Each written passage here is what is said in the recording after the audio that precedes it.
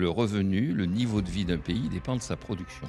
Donc le premier enjeu, c'est la quantité de travail. Désormais, il meurt plus de Français qu'il n'en est. C'est-à-dire la France est en train de devenir un pays vieux. L'arbitrage entre immigration ou exportation de capitaux.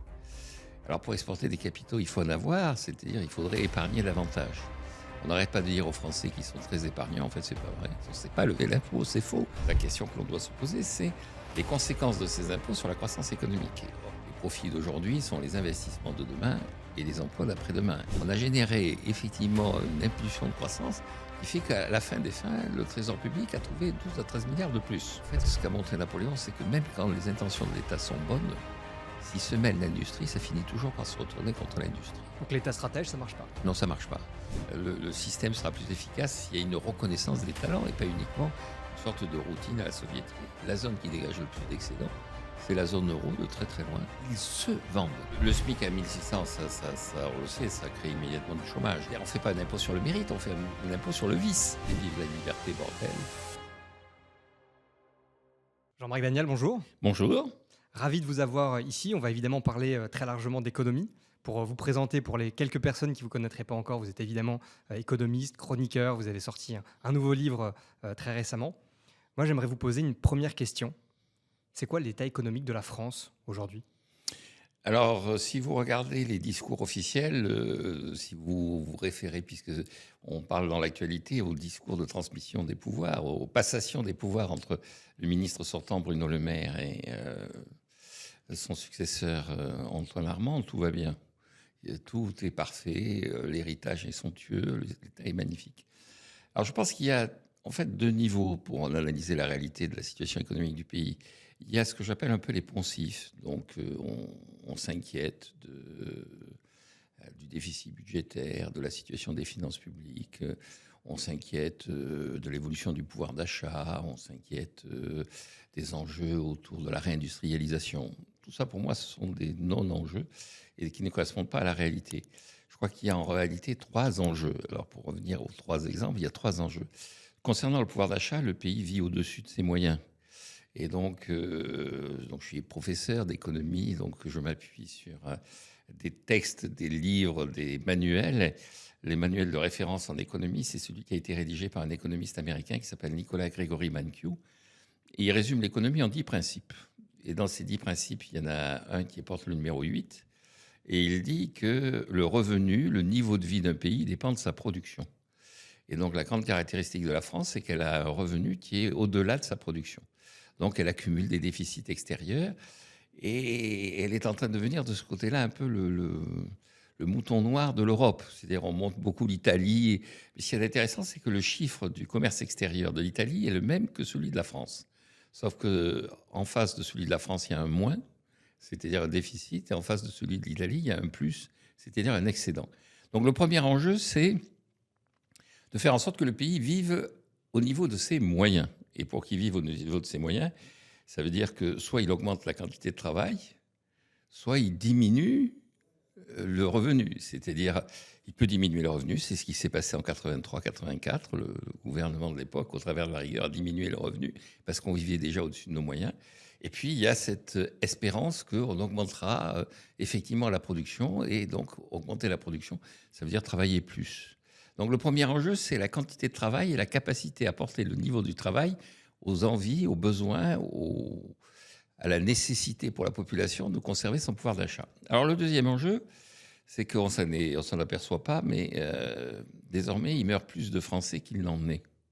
C'est-à-dire la France est en train de devenir un pays vieux. Et tous les pays qui sont vieux ont besoin, donc pour cette production dont je parle, pour toutes ces usines que l'on veut reconstruire, c'est de la réindustrialisation, il faut qu'il y ait des gens à mettre dans ces usines. Et donc, soit on fait venir des gens pour les mettre dans les usines, soit on achète des usines dans les pays où il y a des jeunes. On construit des usines. Et donc, le deuxième enjeu, le deuxième problème, le deuxième élément qui devrait être une source d'intérêt et de réflexion, c'est effectivement l'arbitrage entre immigration ou exportation de capitaux. Alors pour exporter des capitaux, il faut en avoir, c'est-à-dire il faudrait épargner davantage.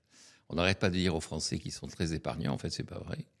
Ils n'épargnent pas assez compte tenu de la destruction d'épargne faite par l'État. Le déficit budgétaire détruit de l'épargne.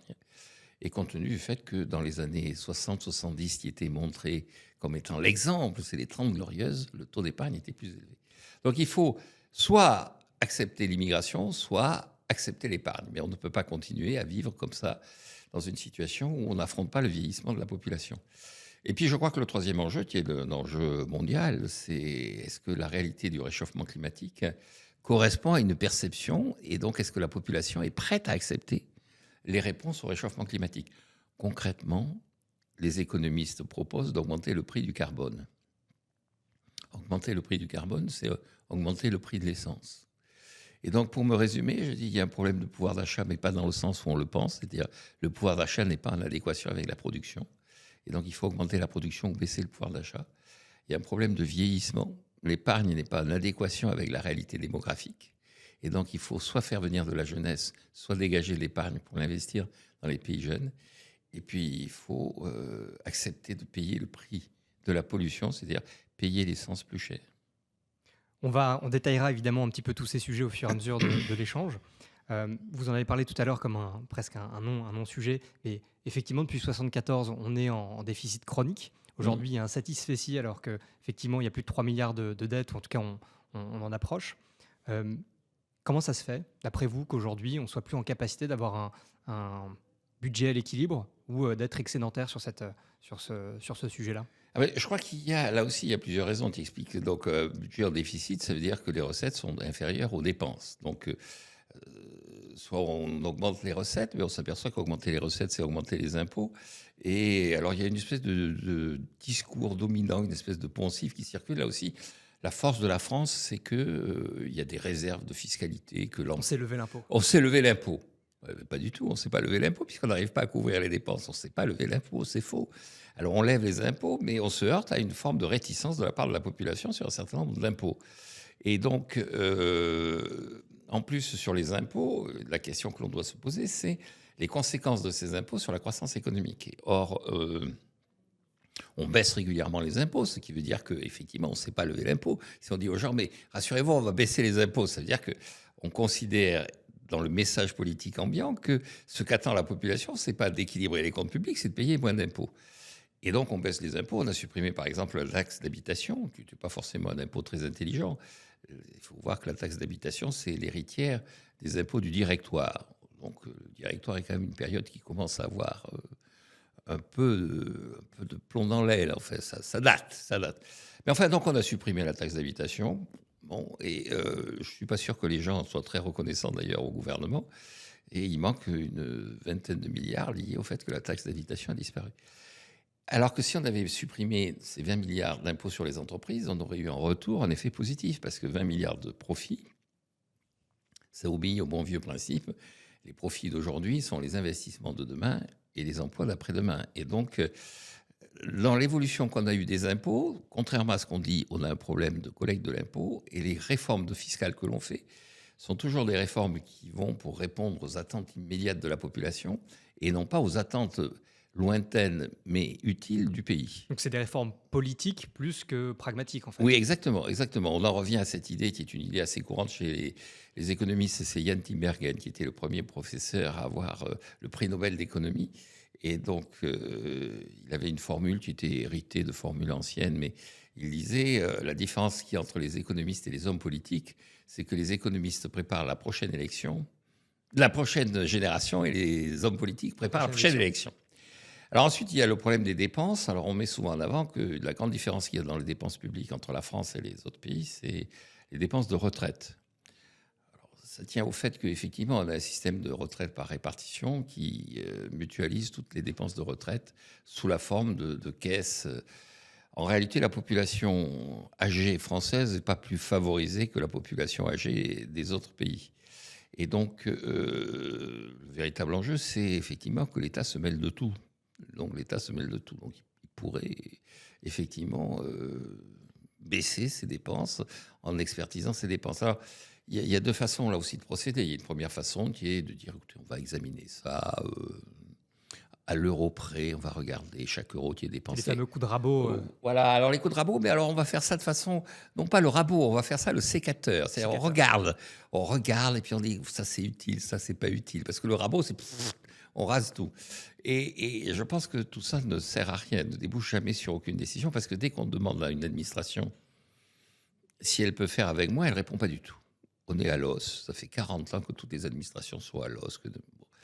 Et donc, je pense qu'il y a un vrai problème, qui est un problème, effectivement, de prendre des mesures un peu radicales. C'est-à-dire que, donc, sur les dépenses, donc sur les recettes, je crois que, contrairement à ce qu'on raconte, on est au bout du processus. Il doit y avoir des réformes fiscales, c'est d'augmenter les impôts des ménages et de baisser ceux des entreprises. Sur les dépenses, je pense que c'est ce que proposait d'ailleurs le rapport fait par Michel Pebreau en 2005. À l'époque, il s'agissait de ne pas dépasser les 1000 milliards d'euros de dette. On considérait qu'au-delà de 1000 milliards, l'économie allait souffrir, allait être étouffée, tout ça. Bon. Et donc, il proposait juste de... Qui correspondait à quoi? 40-50% de... C'était les 60% de l'époque. 60%, On ok. arrivait juste au niveau des 60%. Et donc, en fait, il proposait de réactualiser de vieilles règles du 19e siècle qui consistaient à dire aux gens, vous avez le même budget que l'année dernière. Donc, on le mettait en euros courants. Ce qu'a fait d'ailleurs le gouvernement en sortant. C'est-à-dire, Gabriel Attal a envoyé des lettres plafond au ministère où il y a au total le même montant à dépenser qu'en 2004. Donc en 2025, on dépenserait 414 milliards d'euros comme en 2024. Et puis après, on attend jusqu'à ce que, effectivement, la croissance économique, l'inertie des rentrées fait que progressivement, les recettes augmentent, les dépenses, elles, sont stabilisées et il y a à ce moment-là l'équilibre qui est acquis.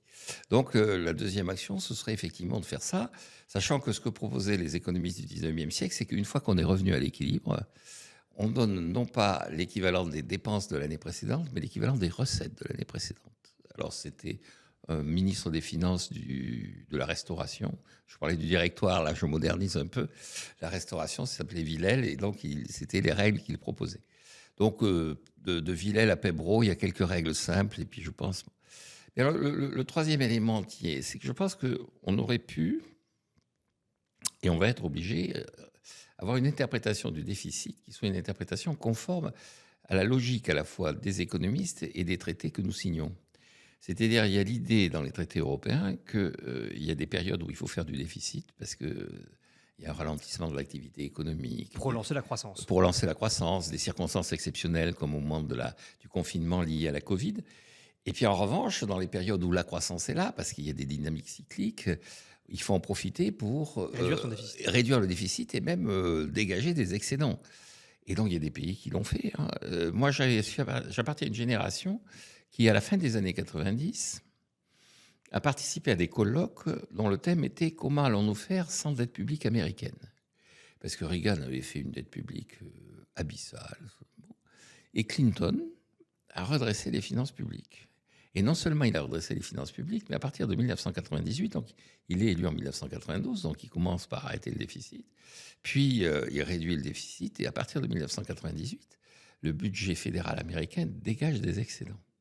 Et quand il part, le budget fédéral est en excédent assez significativement, et donc les économistes disent au train où vont les choses, les Américains vont avoir rembourser leurs dettes à l'horizon de 2010-2015. Ce qui posait problème. Ce qui va poser problème parce que c'est quand même un outil financier dont se servent les banques. Comment on va faire sans dette publique américaine? Bon. Alors évidemment, ce n'est pas le problème à l'heure actuelle. C'est-à-dire les gens qui ont succédé à Clinton, ça ne les a pas préoccupés de faire de la dette publique et on ne manque pas de dette publique américaine.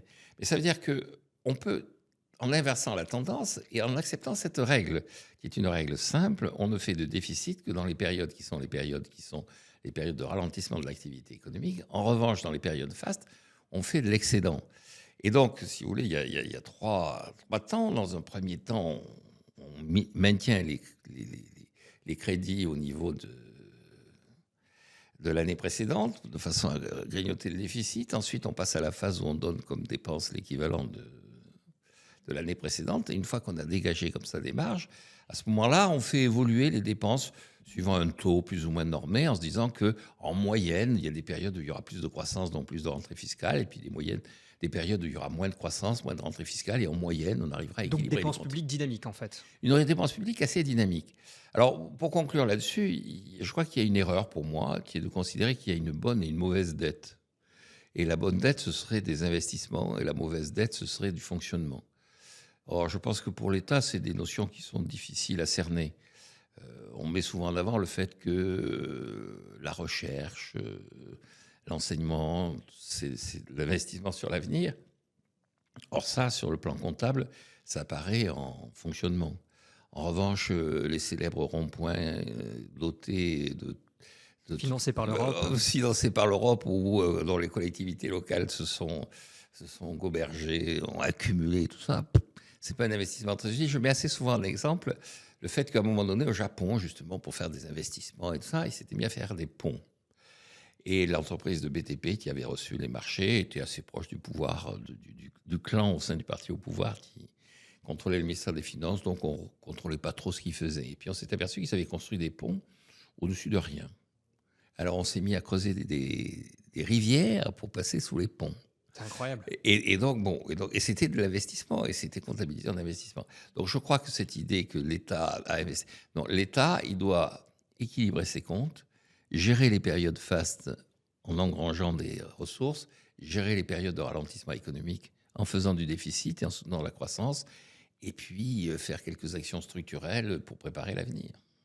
Justement, vous preniez l'exemple de Bill Clinton. Est-ce que vous pourriez nous dire finalement 2-3 grosses actions qui ont permis finalement de rétablir cet équilibre? Ah ben, sous Bill Clinton, en fait, et quand on regarde tous les pays qui ont redressé leurs comptes, parce qu'il y a un autre exemple qui est assez célèbre aussi, qui est la Suède, qui en 1992 est au bord de la cessation de paiement, parce que le déficit budgétaire génère ce qu'on appelle un mécanisme de déficit jumeau. C'est-à-dire que ce qu'on connaît d'ailleurs en France à l'heure actuelle, c'est-à-dire avec le déficit budgétaire, vous donnez des revenus à tout un tas de gens, et ces revenus n'ont pas la production en regard qui soit correspondante. Et donc, à partir de ce moment-là, avec ces revenus, ils importent. Et donc, le déficit budgétaire devient la source du déficit extérieur. Et donc, la Suède était dans la même situation qu'ont fait aussi bien les Américains que les Suédois. Ils ont fait porter l'effort un peu sur la fiscalité et essentiellement sur la fiscalité des ménages. Chez les Suédois, ça a été la TVA. Aux États-Unis, il n'y a pas de TVA. En fait, la TVA n'est pas dans tous les États. Mais ils ont augmenté un certain nombre d'impôts indirects et des impôts fonciers. Et puis, ils ont réorganisé la dépense. Et notamment, alors vous avez un passage célèbre de Clinton, où Clinton, on est pendant les primaires, donc il n'est pas encore élu. Et Clinton va voir une entreprise sidérurgique qui va fermer. Donc on est en 1992. 1992, c'est une période de récession aux États-Unis. C'est d'ailleurs pour ça que Bush a perdu et que Clinton a été élu. Et parmi les usines, les secteurs d'activité qui souffrent le plus, il y a la sidérurgie qui subit la concurrence de la sidérurgie japonaise et de la sidérurgie européenne. Et donc il va dans une usine sidérurgique. Et là, il parle, et puis il y a un ouvrier qui lui dit, écoutez, tout ça c'est bien joli, mais nous, notre usine est menacée de fermeture. Et qu'est-ce que vous comptez faire pour la maintenir en activité? On est pendant les primaires, donc les autres candidats sont passés et ont tous dit on va prendre des mesures de protection, mettre des droits de douane sur les aciers japonais et européens, et puis obliger le ministère de la Défense à commander de l'acier pour fabriquer des armes. Et Clinton dit écoutez, non, moi je ne vais rien faire. De toute façon, ce qui m'intéresse, ce n'est pas l'acier produit, c'est votre vie. Or, vous n'avez pas vocation à être toute votre vie sidérurgiste. Vous avez votre vocation à être toute votre vie américain. Donc ça, je vais faire en sorte que, en tant qu'Américain, vous ayez un emploi, vous ayez une capacité à vous associer au rêve américain, mais pas forcément dans une usine sidérurgique. Et donc, la conséquence de ça, d'abord, il a été applaudi. Et il dit, c'est la première fois que je suis applaudi en disant aux gens qui vont être au chômage, dit-il avec un certain cynisme. Mais justement, ils ne vont pas être au chômage. Ce qu'il a fait, c'est qu'il a baissé les impôts des entreprises et qu'il a supprimé tout un tas d'aides qui étaient destinées aux entreprises américaines et tout à fait. Et il a réduit également les dépenses de l'État-providence. Et donc, dans les deux cas, en fait, il a fait porter l'amélioration du train de vie, du niveau de vie de la population, non pas par l'État, mais par la croissance économique. Et donc, à la fin, dans un premier temps, la population est un peu secouée, puis après, la population adhère à ce projet. D'ailleurs, la fin des années 90 a été une période de très forte croissance qui était tirée notamment par la croissance américaine. Et donc pour vous, si on fait le parallèle aujourd'hui à ce qui se passe en France, bien loin des discussions qu'on a sur les hausses potentielles d'impôts, il s'agirait plutôt du coup de diminuer les impôts des entreprises? Oui, il s'agirait de diminuer les impôts des entreprises. D'ailleurs, ce qui est assez curieux, c'est que c'est passé relativement inaperçu, mais non pas à la REF. Vous savez, la REF, c'est le Rassemblement des entreprises de France. C'est Et donc, c'est la réunion des entreprises de France, qui est organisée par le MEDEF. Et donc, cette année, bon, il n'y avait pas de représentant du gouvernement, il n'y avait pas de gouvernement. Mais l'année dernière, il y avait Bruno Le Maire, et un des objets de tension, de discussion, c'était l'avenir de ce qu'on appelle les impôts de production. Donc, les impôts de production, c'est cette masse d'impôts qui sont dus par les entreprises, indépendamment de leur situation en termes de production et de leur situation financière. Elles doivent, alors c'est soit sur leur chiffre d'affaires, soit sur la base de leur implantation immobilière. Enfin, c'est des impôts qui sont des impôts assez anciens, certains. Bon. Et donc, il y en avait pour 78 milliards lorsqu'un premier rapport a été fait. Et il y avait un engagement qui avait été pris, d'ailleurs, plus ou moins déjà à l'époque de Manuel Valls, Premier ministre, de baisser ses impôts de production. Et donc, 10 milliards ont été baissés, ont été supprimés. Et sur les 78, il en restait 66, entre 60 et 66 à supprimer. Et donc, les représentants du monde des entreprises demandent à Bruno Le Maire quand est-ce qu'il passe aux actes. Il dit, nous n'avons pas les moyens de baisser les impôts. Et il a, de façon assez étrange, dans le même discours, il dit, on n'a pas les moyens. Il dit, c'est dommage parce qu'en supprimant les 10 milliards, on a généré effectivement une impulsion de croissance qui fait qu'à la fin des fins, le Trésor public a trouvé 12 à 13 milliards de plus. Parce que c'est contre-intuitif en fait dans l'opinion publique sur un court terme. Oui, alors à court terme, effectivement, et puis à long terme. Et alors après, les gens vous disent, ah oui, mais ça, c'est la théorie du ruissellement, ça. Et en fait, ça marche assez bien, la théorie du ruissellement, mais ça dépend à qui on confie les fonds. C'est-à-dire qu'il ne faut pas se faire d'illusions. Baisser les impôts, c'est faire un arbitrage entre la dépense publique et la dépense privée. Et donc, il y a certaines dépenses publiques qui soient plus favorables à la croissance que certaines dépenses privées, oui, mais il y a des dépenses privées qui sont plus favorables à la croissance que la dépense publique. Oui, si c'est pour construire des ponts et des rivières, ça a moins d'intérêt. Ça a moins d'intérêt. Et puis, si c'est pour donner de l'argent à des gens qui achètent des t-shirts au Bangladesh, ça ne crée pas de la croissance. Ouais. En revanche, si c'est pour donner à des entreprises qui vont créer une start-up qui, dans 10 ans, sera à la tête de l'intelligence artificielle, là, ça a de l'intérêt. C'est aussi parfois beaucoup décrié hein, que la BPI subventionne l'entrepreneuriat. Il y a une frange effectivement des entrepreneurs qui sont très contents de ça et on peut considérer que c'est une bonne chose, mais il y a aussi beaucoup de gens qui considèrent qu'en fait, un entrepreneur n'a pas besoin de fonds publics pour se lancer et qu'il peut s'autonomiser là-dessus, on va dire. Ah oui, non, mais je pense que l'idée, alors c'est assez curieux, cette idée qu'il faille effectivement amorcer la pompe avec de l'argent public et tout. Et cette idée, à mon avis, elle est erronée pour deux raisons. C'est-à-dire de considérer que les agents de la BPI, qui sont estimables en soi et qui sont tout à fait bien formés, sont supérieurs dans leur raisonnement aux agents du secteur privé et aux agents notamment des banques privées. C'est-à-dire que normalement, quand vous vous lancez dans une aventure entrepreneuriale, vous avez des fonds propres. Bon, ça, c'est votre risque que vous prenez. Puis vous avez des banquiers qui vous aident et qui vous soutiennent.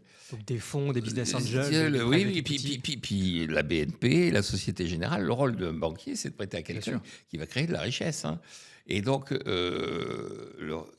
cette idée qu'un agent de la BPI comprend mieux les choses qu'un agent de la BNP, ça m'a toujours surpris.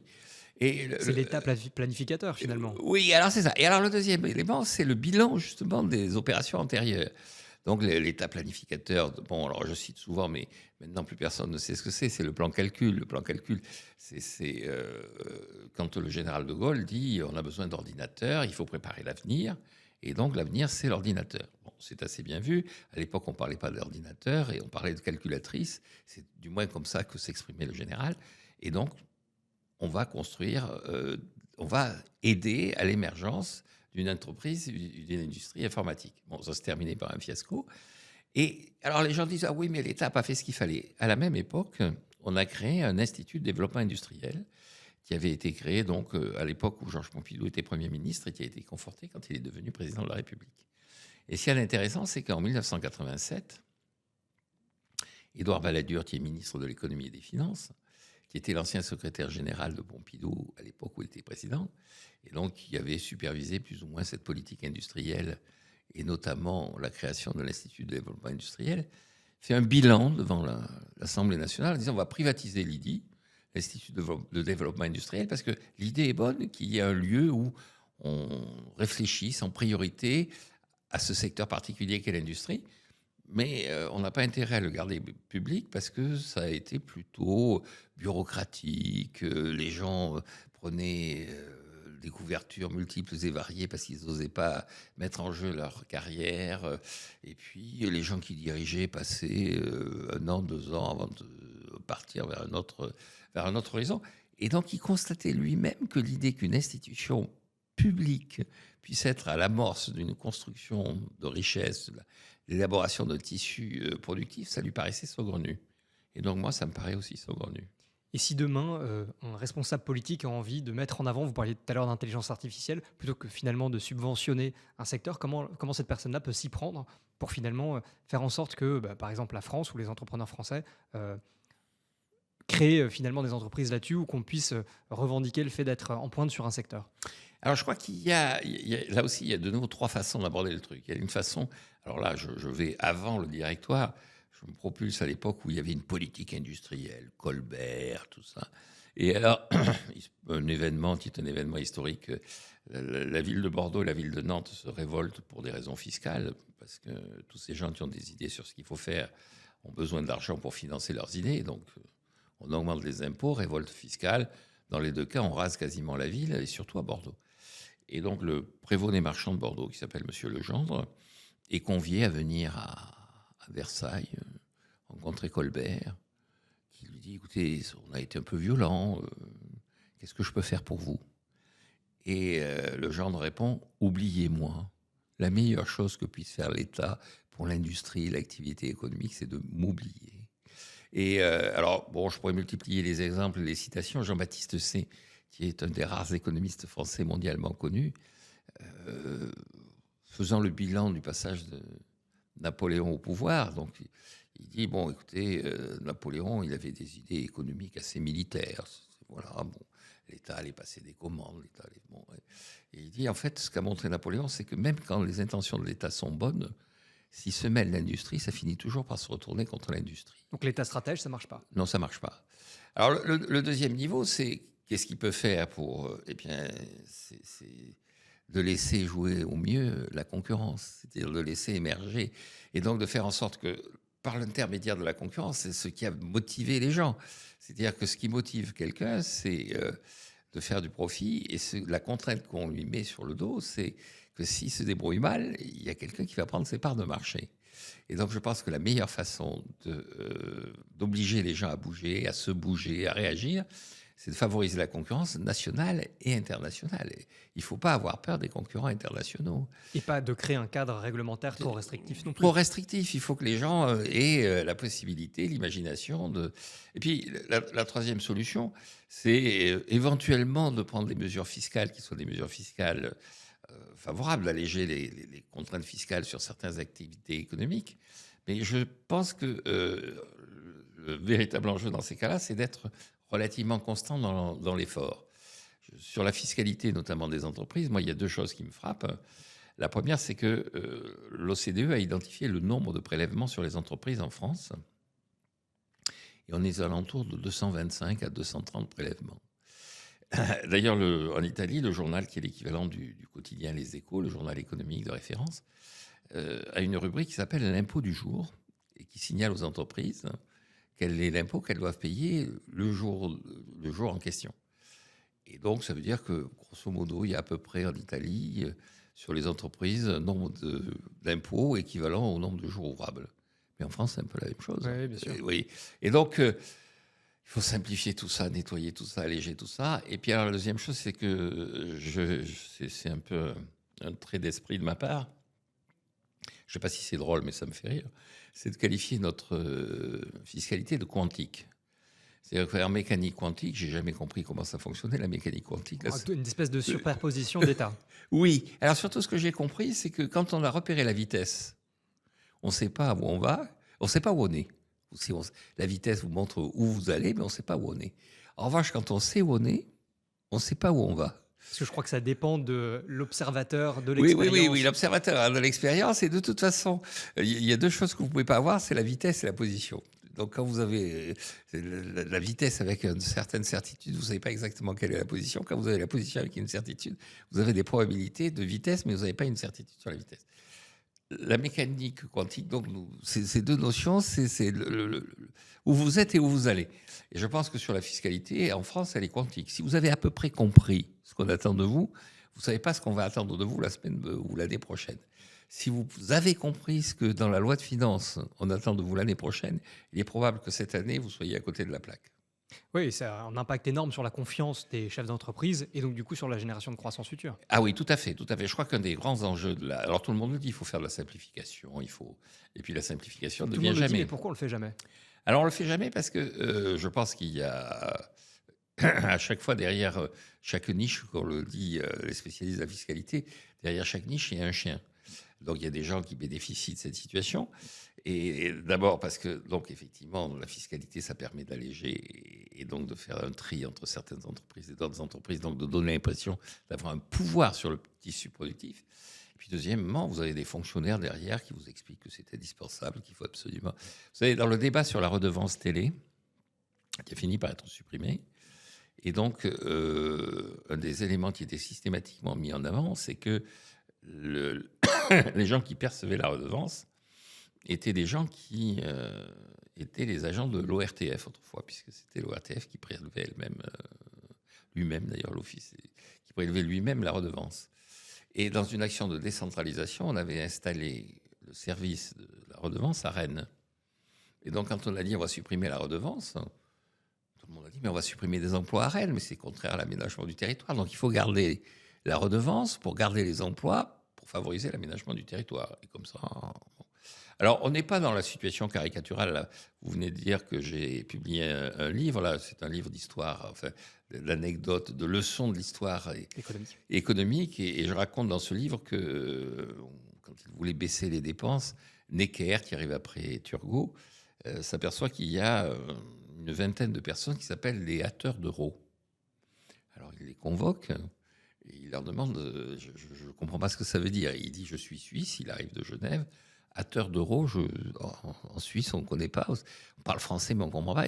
Vous faites quoi? Vous êtes Et alors, il y a le porte-parole qui dit on tape dans le dos du roi pour qu'il fasse sa digestion au travers d'un euro.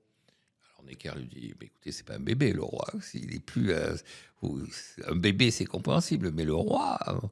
Alors, il y a le numéro 2 du corps. Alors, il dit, mais non, mais pas du tout, il n'a rien compris. C'est les hâteurs d'euros, ça veut dire que nous suivons où en est le repas du roi. Et quand nous apercevons que son repas est suffisamment avancé, nous nous précipitons à la cuisine pour leur demander de hâter la cuisson du rôti. Alors, bon. Et alors, il y a un troisième qui dit, mais pas du tout, pas du tout. Cette fonction, elle relève de jeunes gens qui on appelle les galopins. Pourquoi? Parce que dès qu'ils voient que le roi, effectivement, va avoir besoin du rôti, ils galopent, ils courent jusqu'à la cuisine. Et donc, c'est eux qui sont... Bon. Et donc, Necker dit, je ne comprends pas très bien, je n'arrive pas à comprendre, donc je vais vous supprimer. Et alors, le premier dit, ah non, ça, vous ne sachiez pas à quoi on sert, bon, c'est pas grave et tout ça, mais c'est une charge officielle. Vous n'allez pas nous mettre à la rue comme ça. Et les hâteurs d'euros ont disparu en 1791. Et le roi, c'est pas si mal porté. Oui, le roi, ça s'est mal terminé pour lui, mais pas parce que les hâteurs d'euros avaient disparu. Comme pour beaucoup de rois. Peut-être pour revenir sur, on a conclu sur, on va dire, la dette publique, mais sur les dépenses publiques. Aujourd'hui, on est un des pays qui a la dépense publique en comparaison du PIB, un des plus importants en Europe. On parlait un petit peu des fonctionnaires. Aujourd'hui, on a le sentiment que c'est finalement à un endroit où ça devient très compliqué de pouvoir parler de réforme de la fonction publique. Pourtant, ça avait l'air de faire partie des éléments que vous mentionnez en disant qu'il fallait alléger les dépenses. Qu'est-ce que vous pouvez nous dire là-dessus? Oui, alors sur les dépenses, d'abord sur la dette, il y a une chose qu'on ne dit pas souvent, mais c'est que la dette nourrit la dette. C'est-à-dire quand vous regardez... La charge de la dette, notamment. La charge de la dette. C'est-à-dire les 50 milliards... Voilà, donc les 50 milliards qui sont dans le budget, ça c'est la charge annuelle. Mais c'est quasiment d'ailleurs le premier budget de l'État aujourd'hui. Ça va le devenir. Ça va le devenir au fur et à mesure que la dette s'accumule et que les taux d'intérêt se maintiennent à des niveaux... pas si élevé que ça, mais enfin, parce qu'on ne peut pas non plus avoir des taux d'intérêt nuls ou négatifs. On a vu que c'était une aberration économique. Et si vous regardez, les 3 000, c'est une dette, et les 50, c'est un flux. Donc les 3 000, c'est sur l'accumulé, et les 50, c'est sur une année. Si on regarde l'accumulé de charges de la dette, de ce qui a été versé, on atteint un peu plus de 2500 milliards d'euros. C'est-à-dire que vous avez 3100 milliards d'euros de dette, et en regard, on a dépensé 2500 milliards d'euros d'intérêts. Quasiment, on va dire 85% De de la notre dette dette en a intérêt. servi à Payer les payer intérêts. les intérêts de la dette. Alors, il y a des gens qui disent, oui, mais il ne faut pas raisonner comme ça. S'il n'y avait pas eu cette dette, il y aurait eu moins de croissance parce que comme on a fait des investissements avec cette dette, De ponts et de rivières. les ponts et des rivières, et grâce à ça, on a pu payer les 2500. Mais enfin, c'est quand même assez frappant qu'il y a quand même 2500 milliards d'euros qui ont été redistribués dans un sens négatif, parce que les gens vers qui sont allés ces 2500 milliards d'euros, c'est en général les gens qui ont pu épargner, qui sont détenteurs d'assurance vie ou qui sont des investisseurs étrangers. Donc, ce n'est pas des gens qui contribuent de façon immédiate et évidente à la croissance économique française. Alors, le deuxième élément sur les fonctionnaires, et effectivement, il y a eu un choix qui a été fait d'ailleurs, un choix implicite qui a été fait dans les années 80, qui était un peu le choix de 81-82, qui consiste à mal payer les fonctionnaires, mais en avoir beaucoup pour lutter contre le chômage. Et donc, on arrive à cette situation qui est une situation aberrante, c'est-à-dire que comme les fonctionnaires sont mal payés, il y a des fonctions où on ne trouve plus personne. L'éducation nationale. L'éducation nationale est l'archétype, avec comme conséquence qu'on abaisse le niveau des concours. Oui, je crois qu'il faut avoir 8 sur 20 maintenant pour être professeur des écoles. Oui, oui, absolument. Et puis, alors, vous regardez le CAPES de mathématiques avec des commentaires des jurys qui sont effondrés en disant et même, il y a des gens qui disent, mais on arrive à des situations où, dans certains endroits, en première ou en terminale, les élèves sont meilleurs que leurs professeurs. C'est-à-dire qu'ils ont une meilleure maîtrise de l'outil mathématique ou de l'outil physique que leurs professeurs. Donc, on voit bien qu'on est arrivé à une situation qui est une situation qui n'est pas satisfaisante. Et donc, la vraie question, c'est est-ce qu'on peut engager une vraie réflexion de baisse drastique des effectifs, y compris d'ailleurs, c'est l'idée de certains économistes comme Jacques Delplat et Charles Wyplosz qui disaient qu'il va falloir payer pour éliminer un certain nombre de gens, donc faire des vrais plans sociaux, on les paie, donc dans un premier temps ça coûte de l'argent, mais on réduit comme ça, comme on fait dans une entreprise privée. Donc on serait plus simplement dans le non-remplacement d'un fonctionnaire. Voilà, on fait véritablement un vrai plan de redressement des comptes publics par licenciement d'un certain nombre de gens en leur donnant de l'argent. En leur disant, écoutez, on ne vous met pas comme ça directement à France Travail, on vous donne de l'argent, et puis et pour avoir après les moyens d'avoir des gens moins nombreux, mais plus formés, plus en adéquation avec la réalité de ce dont on a besoin. Et puis la deuxième chose, c'est quand même, est-ce que l'État doit se mêler de tout faire? Alors sur l'éducation, là aussi j'en reviens à la Suède. En Suède, ils ont plus ou moins privatisé l'enseignement, c'est-à-dire ils ont défini des programmes, défini des obligations en termes d'heures de cours à fournir et tout ça. Et puis, ils ont lancé un appel d'offres en demandant à des gens, à des sociétés, à des entreprises, de recruter les professeurs et de répondre aux exigences de formation et d'enseignement qui étaient dans les programmes qu'ils avaient définis et dans les calendriers qu'ils avaient arrêtés. Est-ce que cette concurrence-là fait baisser finalement le prix de l'éducation, le coût de l'éducation ou pas? Alors, ça a fait baisser le coût de l'éducation et surtout, ça a eu comme conséquence de faire monter le niveau parce que les gens ont eu des exigences. Alors, ce qu'on donnait à la population, c'était effectivement, pour rémunérer ces gens-là, le budget de l'éducation était transformé en bons d'achat qui étaient donnés à la population, qui apportaient, qui choisissaient les écoles qui étaient les plus performantes. Et donc cette concurrence a agi un peu sur les prix, mais surtout sur la qualité. Alors, un certain nombre de gens disent, la conséquence de ça, c'est qu'il y a toute une partie de gens qui ont été éliminés. C'est-à-dire qu'il y a eu une sélection qui s'est faite, alors pas par l'argent, puisque les gens recevaient tous les mêmes bons d'achat, mais il y a une sélection qui s'est faite par le fait qu'il y avait des examens d'entrée, et donc la réaction suivante du système, ça a été d'essayer de diversifier les offres, c'est-à-dire de ne plus considérer qu'il y avait une sorte de voie royale, centralisation avec une voie royale, et puis au fur et à mesure du temps, on perd des gens et on fait en sorte d'en perdre le moins possible parce que ça les traumatise, et donc et qui crée une forme de nivellement par le bas. Voilà, et qui fait le nivellement par le bas. Au Royaume-Uni, on a fait un peu la même chose, et donc au Royaume-Uni, il y a pareil. Alors là, c'est plus en option, et donc soit vous rentrez dans le système public, soit vous créez vous-même une école et puis vous recevez une subvention. Et donc je crois qu'il y a des choses comme ça sur lesquelles on peut s'interroger. Est-ce que c'est vraiment un cadre avec un statut de la fonction publique? Et la dernière chose que je dirais à ce propos, c'est que l'idée qu'on puisse toute sa vie faire le même métier, Parce qu'après tout, en plus, les corps de la fonction publique en France sont relativement étanches, isolés les uns des autres. Rigide. Très rigides. Et donc, cette idée que toute sa vie, on va faire à peu près la même chose, on va progresser. Alors, de temps en temps, on dit on va faire des primes, puisqu'il y a des primes dans la fonction publique. On va faire des primes au mérite. Alors, les syndicats hurlent, mais il y a quand même cette idée que, quelque part, le système sera plus efficace s'il y a une reconnaissance des talents et pas uniquement une sorte de routine à la soviétique. Et justement, on entend souvent dans la population qu'il n'y a pas assez de flics, pas assez de médecins, que les hôpitaux sont sous-équipés, que les profs sont mal payés. Est-ce que c'est une réalité du fait d'avoir finalement pas assez de fonctionnaires dans les corps dans les secteurs qui sont les plus sensibles, ou une mauvaise gestion finalement de ces emplois publics avec un trop grand nombre de secteurs qui sont traités? Alors, je crois qu'il y a le fait que l'État s'est mêlé de tout un tas de choses et il a consacré du capital humain à des choses dont il ne devrait pas s'occuper. Ensuite, je crois qu'il y a une chose qui avait été lancée pour recruter, et les recrutements n'ont pas été forcément à la hauteur, c'était les 35 heures. Alors, typiquement, d'ailleurs, quand on regarde les évolutions des effectifs à l'hôpital, non seulement les effectifs ont augmenté du fait des 35 heures, mais en plus, ils sont allés au-delà. Et donc, il y a un problème qui est un problème d'organisation.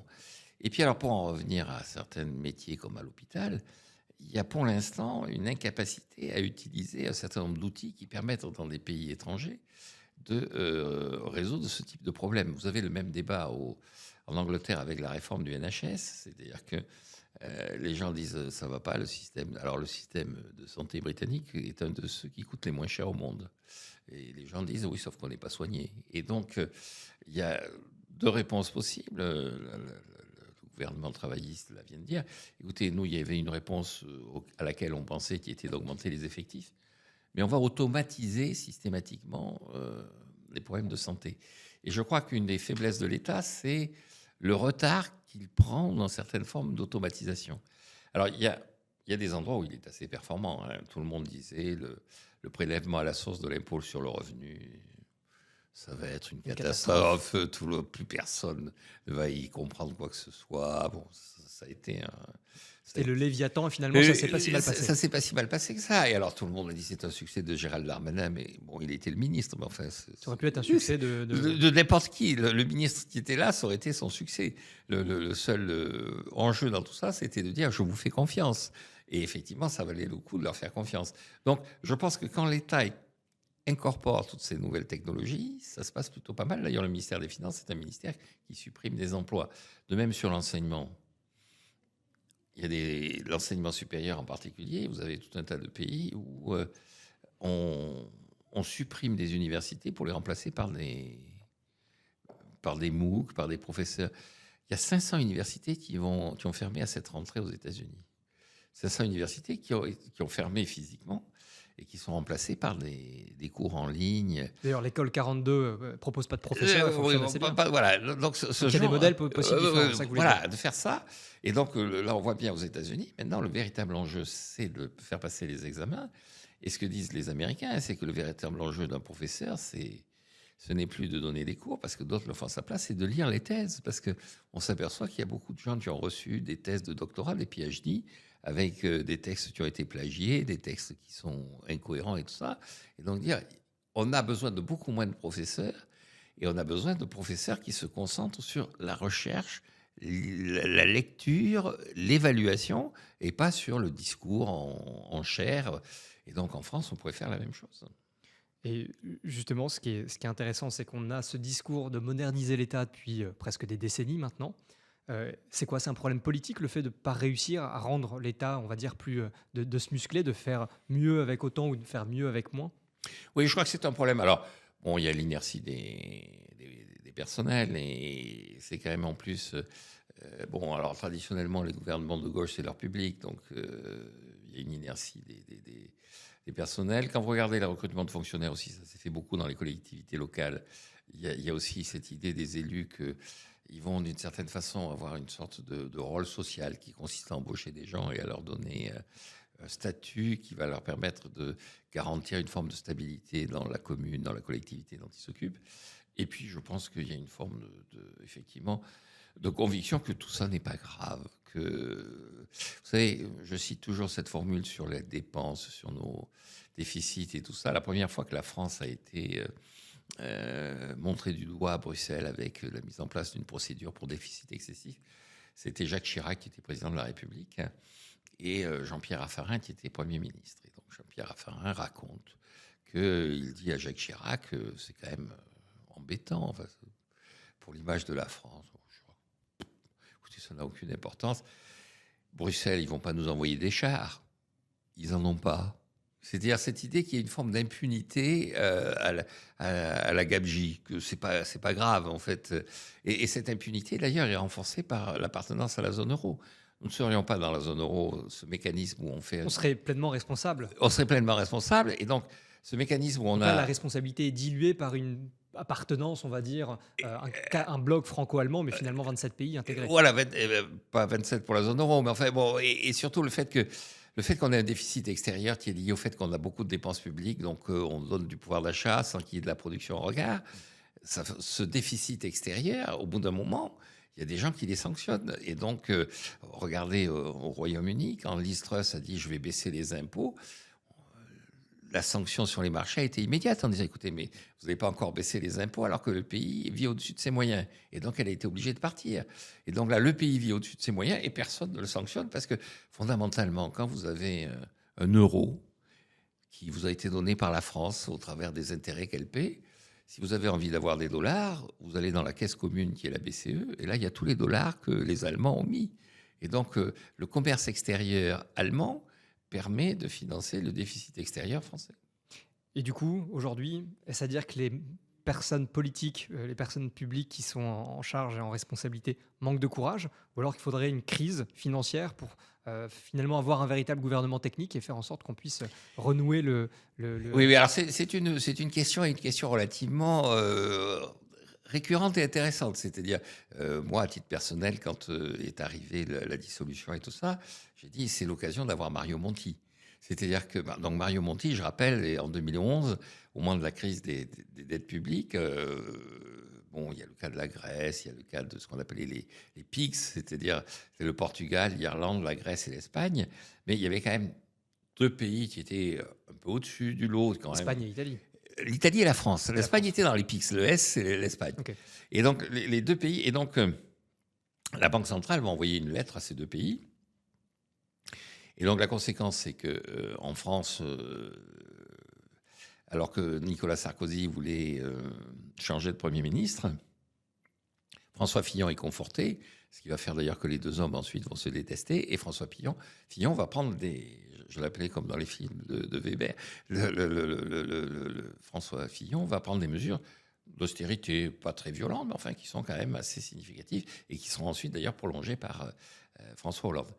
Et Berlusconi s'en va. Il dit, moi, je ne suis pas là pour ça. Et donc, on fait venir Mario Monti. Et donc, je me disais, l'avantage de la dissolution, c'est qu'on voit bien que personne ne veut gouverner, que tout le monde est dans l'état d'esprit de Berlusconi. Je ne vais pas aller au pouvoir pour faire le sale boulot. Et donc...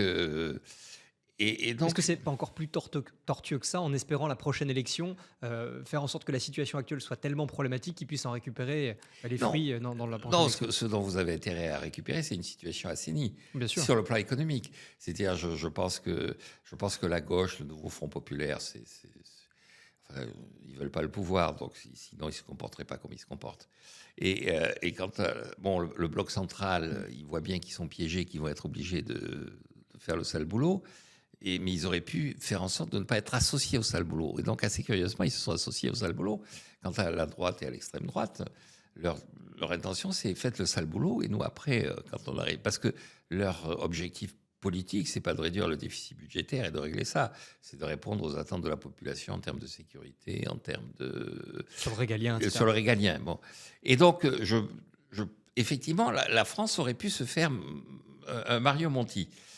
Elle n'y arrive pas. Ce serait qui d'ailleurs le Mario Monti français? Mais justement, c'était la question, c'était de trouver qui aurait pu être Mario Monti.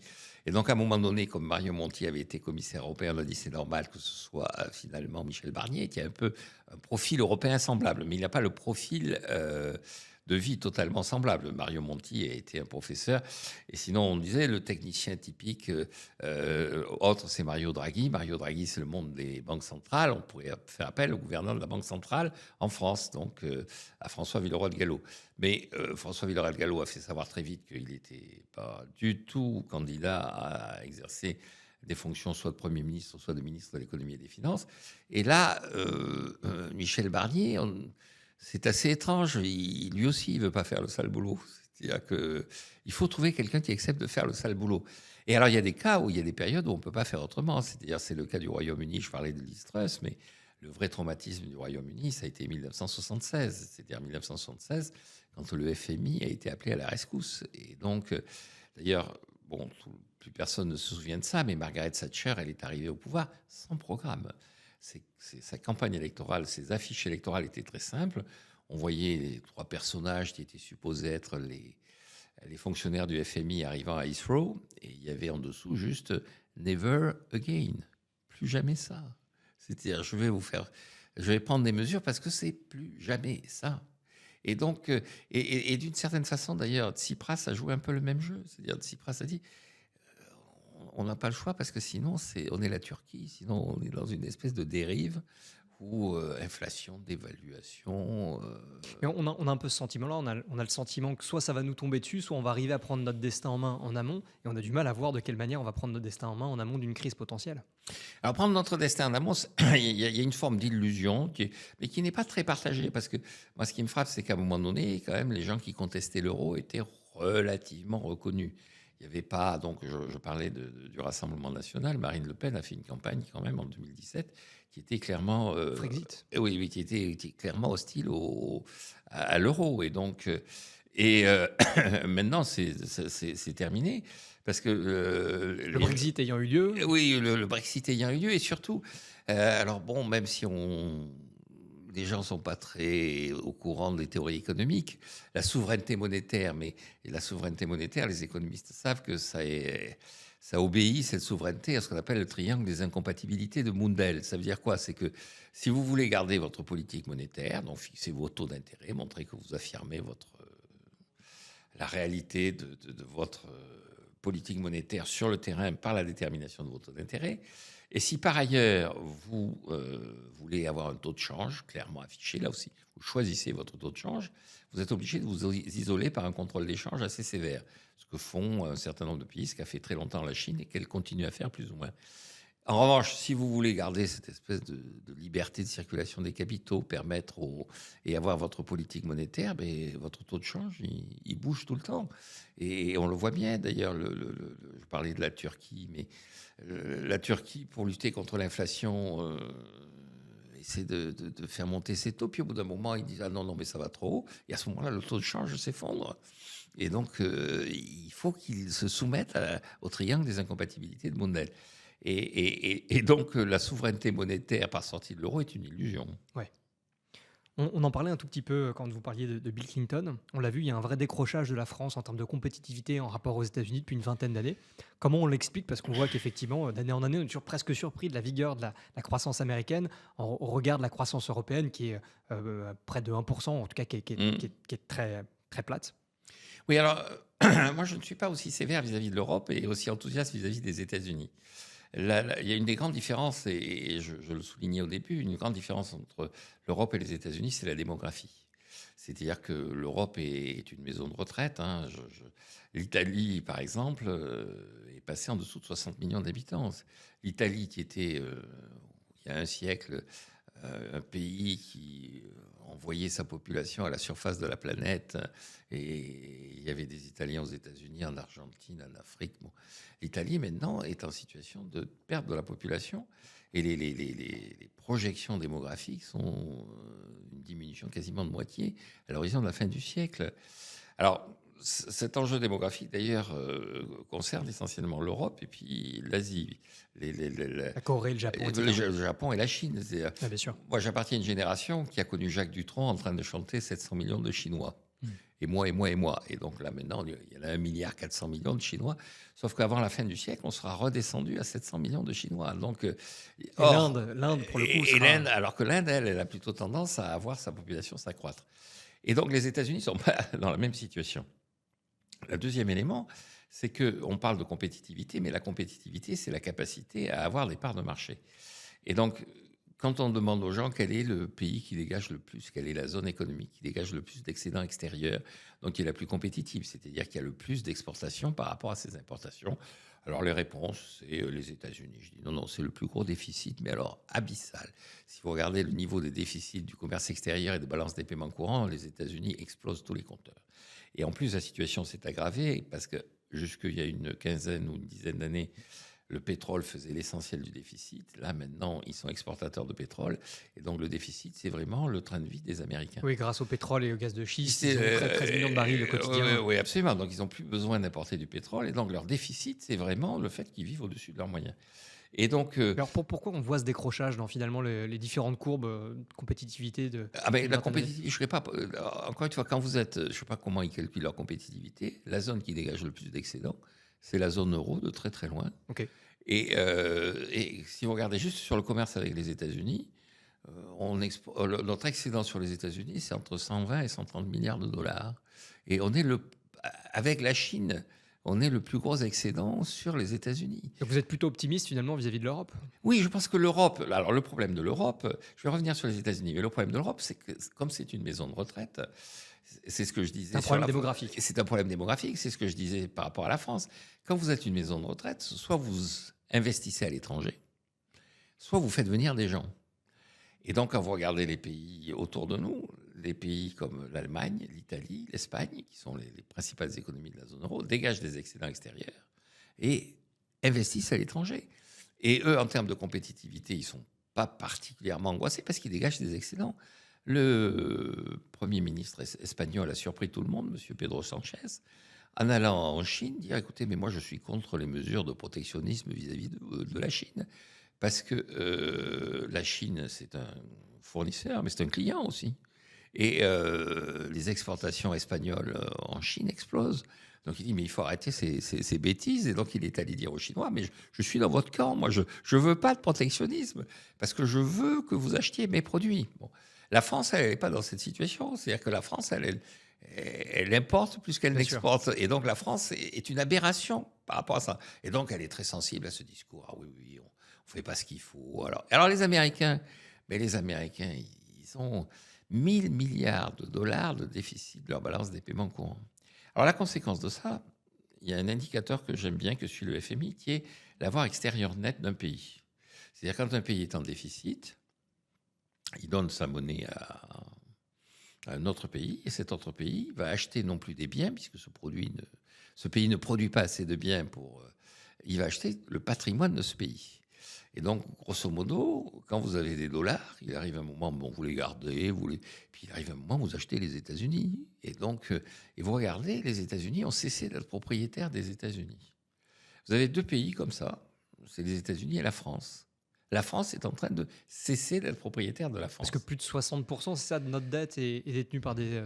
Oui, non, mais ça, c'est pas grave, parce que notre dette, c'est pas dans le pouvoir. C'est l'avoir extérieur net, c'est le fait qu'ils achètent l'avenue Montaigne, qu'ils achètent la bourse, qu'ils achètent... Alors, effectivement, la dette publique, elle est en partie détenue. Alors, 60%, ça dépend comment on comptabilise la part que détient la Banque centrale, puisque la Banque centrale est censée être... Mais en tant que telle, mais quand vous détenez l'avenue Montaigne, c'est vous qui fixez les loyers de l'avenue Montaigne. Quand vous détenez la bourse, c'est vous qui fixez la stratégie. Vous savez, quand il y a eu la polémique sur Total... qui voulait déplacer il voulait déplacer son lieu de cotation à New York, à New York. Pour doubler sa valorisation, parce que les grosses majors pétrolières américaines sont bien mieux valorisées. Et surtout parce que son actionnariat est américain. Oui, mais d'ailleurs, c'est un petit peu ce qu'on constate aujourd'hui. La majorité des boîtes du CAC 40, quand il y a des grosses réformes ou des choses qui passent en France, sont assez peu impactées par ce qui se passe en France, parce que 70% de leur activité se situe à l'étranger. Oui, non, ça c'est autre chose. Au contraire, ça c'est une bonne chose que leur activité soit située à l'étranger, parce qu'elles récupèrent des dividendes qui sont rapatriés en France. L'enjeu, c'est pas votre activité, c'est l'actionnariat. L'actionnariat. Et donc le problème de l'actionnariat aux États-Unis comme en France, c'est que progressivement, il est plus domestique. Voilà, exactement. À cause de tous ces déficits, on a, comme je le dis selon une formule, j'aurais dû le déposer parce que tout un tas de gens la reprennent. C'est comme la France ne vend pas, comme les États-Unis ne vendent pas, ils se vendent. C'est-à-dire, ils vendent leur patrimoine.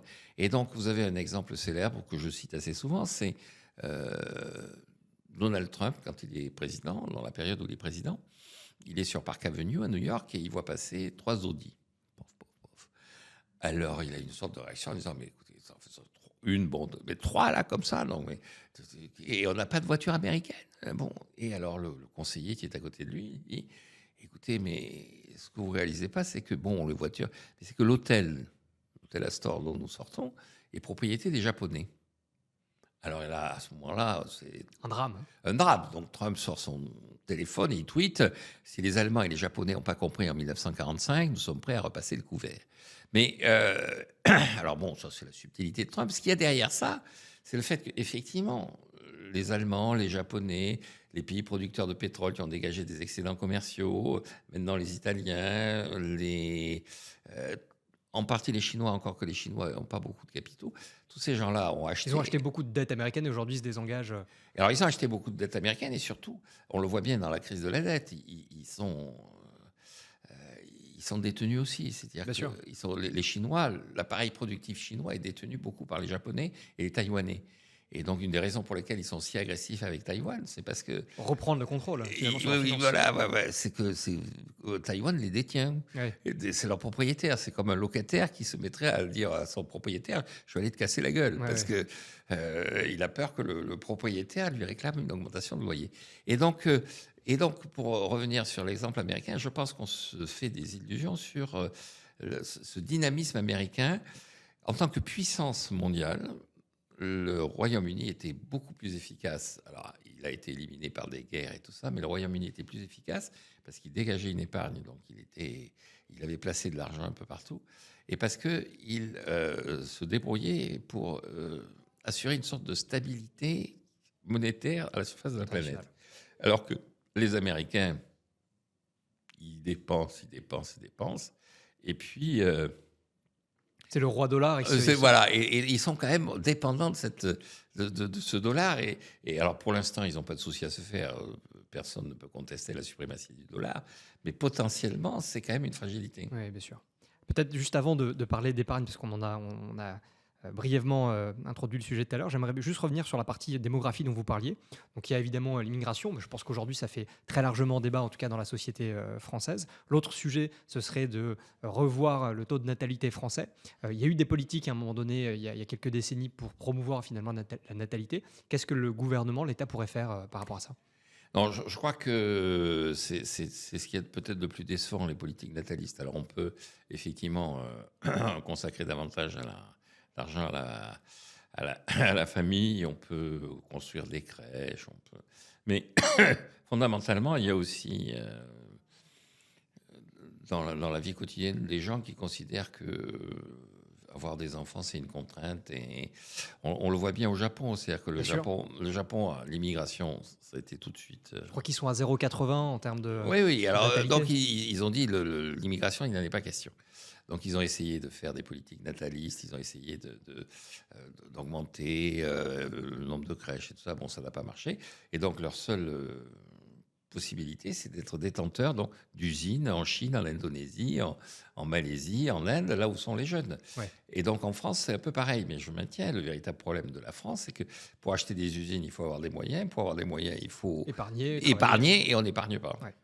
Et donc, du coup, pour revenir sur cette politique nataliste, qu'est-ce qui pourrait marcher finalement là-dessus ? Je pense qu'on pourrait essayer d'augmenter. Alors, c'est la grande idée. Alors, il y a ceux qui disent il faut donner beaucoup d'argent pour le premier enfant, parce que maintenant, celui qui manque, c'est le premier. Et puis, il y a ceux qui disent mais non, si on veut véritablement, c'est le premier, et les gens qui n'en veulent pas. Et donc, c'est le troisième. C'est-à-dire, les gens qui ont commencé à avoir des enfants, pour des raisons diverses et variées, en général, ils s'arrêtent à 2. Donc, le véritable élément, c'est de pousser vers le troisième. Et donc, pour pousser vers le troisième, il faut favoriser le troisième. Je maintiens, plutôt des éléments financiers, en fait. Oui, des éléments financiers. Je pense que tout ça est assez vain. Je pense que la population, assez naturellement, elle se calibre. Et puis, vous avez un effet qui est un effet, je dirais, c'est un peu l'histoire des exponentielles. C'est-à-dire, vous avez moins de femmes, puisque vous avez, dans la première génération, vous avez moins de femmes. Donc, dans la génération d'après, chaque femme a moins d'enfants et elles sont déjà moins nombreuses que la génération encore avant. Donc, le truc... Mécaniquement, ça se réduit. Ça se réduit. Et donc, Pour établir la situation, il faudrait que non seulement les femmes changent de comportement, mais qu'elles compensent le comportement de leur mère et de leur grand-mère. Et donc, ça, à mon avis, c'est inenvisageable. Donc, il faut assumer le fait qu'on va devenir, on va devenir un pays vieux. Ouais. Et je maintiens l'exemple du Japon est clair. Le Japon, c'est 30% de la population à plus de 65 ans. Et cette année, c'est au Niger que 2% de la population a plus de 65 ans. Ouais. Donc les jeunes, ils sont au Niger, les vieux, ils sont au Japon. Un des enjeux de l'économie mondiale, c'est comment faire en sorte qu'il y ait une forme de solidarité qui apparaisse entre les jeunes Africains et les vieux Asiatiques. Quand vous êtes dans la même famille, dans le même pays, la solidarité est assez naturelle. Après, la solidarité entre quelqu'un qui habite au Niger et quelqu'un qui habite à Tokyo, elle n'est pas peut-être évidente. pas forcément naturelle. Oui. Alors, on en parlait justement juste avant sur l'épargne. On a l'impression que le taux d'épargne des Français est important, je crois qu'il est aux alentours de 19%. On le corrèle souvent à l'investissement, qui est quelque chose d'un peu méconnu, visiblement, pour les Français, notamment l'investissement en bourse. C'est quoi votre avis? Puisqu'on en parlait hors antenne et vous aviez l'air de dire que le taux d'épargne, finalement, était très faible en France. Oui, le taux d'épargne n'est pas assez important. D'abord, sur le plan strictement, je dirais strictement comptable, l'épargne, ça sert à quelque chose. Alors, on a l'impression que l'épargne, alors tous les gens vous disent qu'il faut faire de la consommation pour soutenir la croissance. Ça ne soutient pas la croissance, ça soutient les importations. Et donc, en fait, l'épargne, ce n'est pas un bas de laine dans lequel il y a des gens qui ont des billets de 200 € et puis qui regardent tous les matins en se levant le stock de billets de 200 €.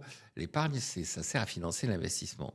Et donc, d'ailleurs, je crois que c'est un des sujets, parce qu'il y a énormément de l'épargne dite aujourd'hui des Français qui, effectivement, sur un compte en banque, n'est pas forcément productive. Ah si, parce que la banque, elle la recycle. Ouais, ok. Elle la recycle. Ok. La thésaurisation est très très faible. Cette menace. D'accord. Et c'est Oui, le ce que rôle vous de disiez sur le fait de compter ses billets. oui, c'est le rôle de la banque. C'est-à-dire la banque, D'accord.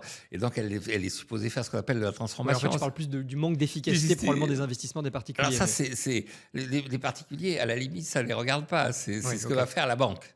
Et donc, le problème de la banque, c'est ce que disent les banques, c'est qu'il faut avoir des projets. Donc, le problème de cette mésutilisation de l'épargne, il y a deux choses. La première chose, c'est qu'il y en a toute une partie qui est absorbée par l'État.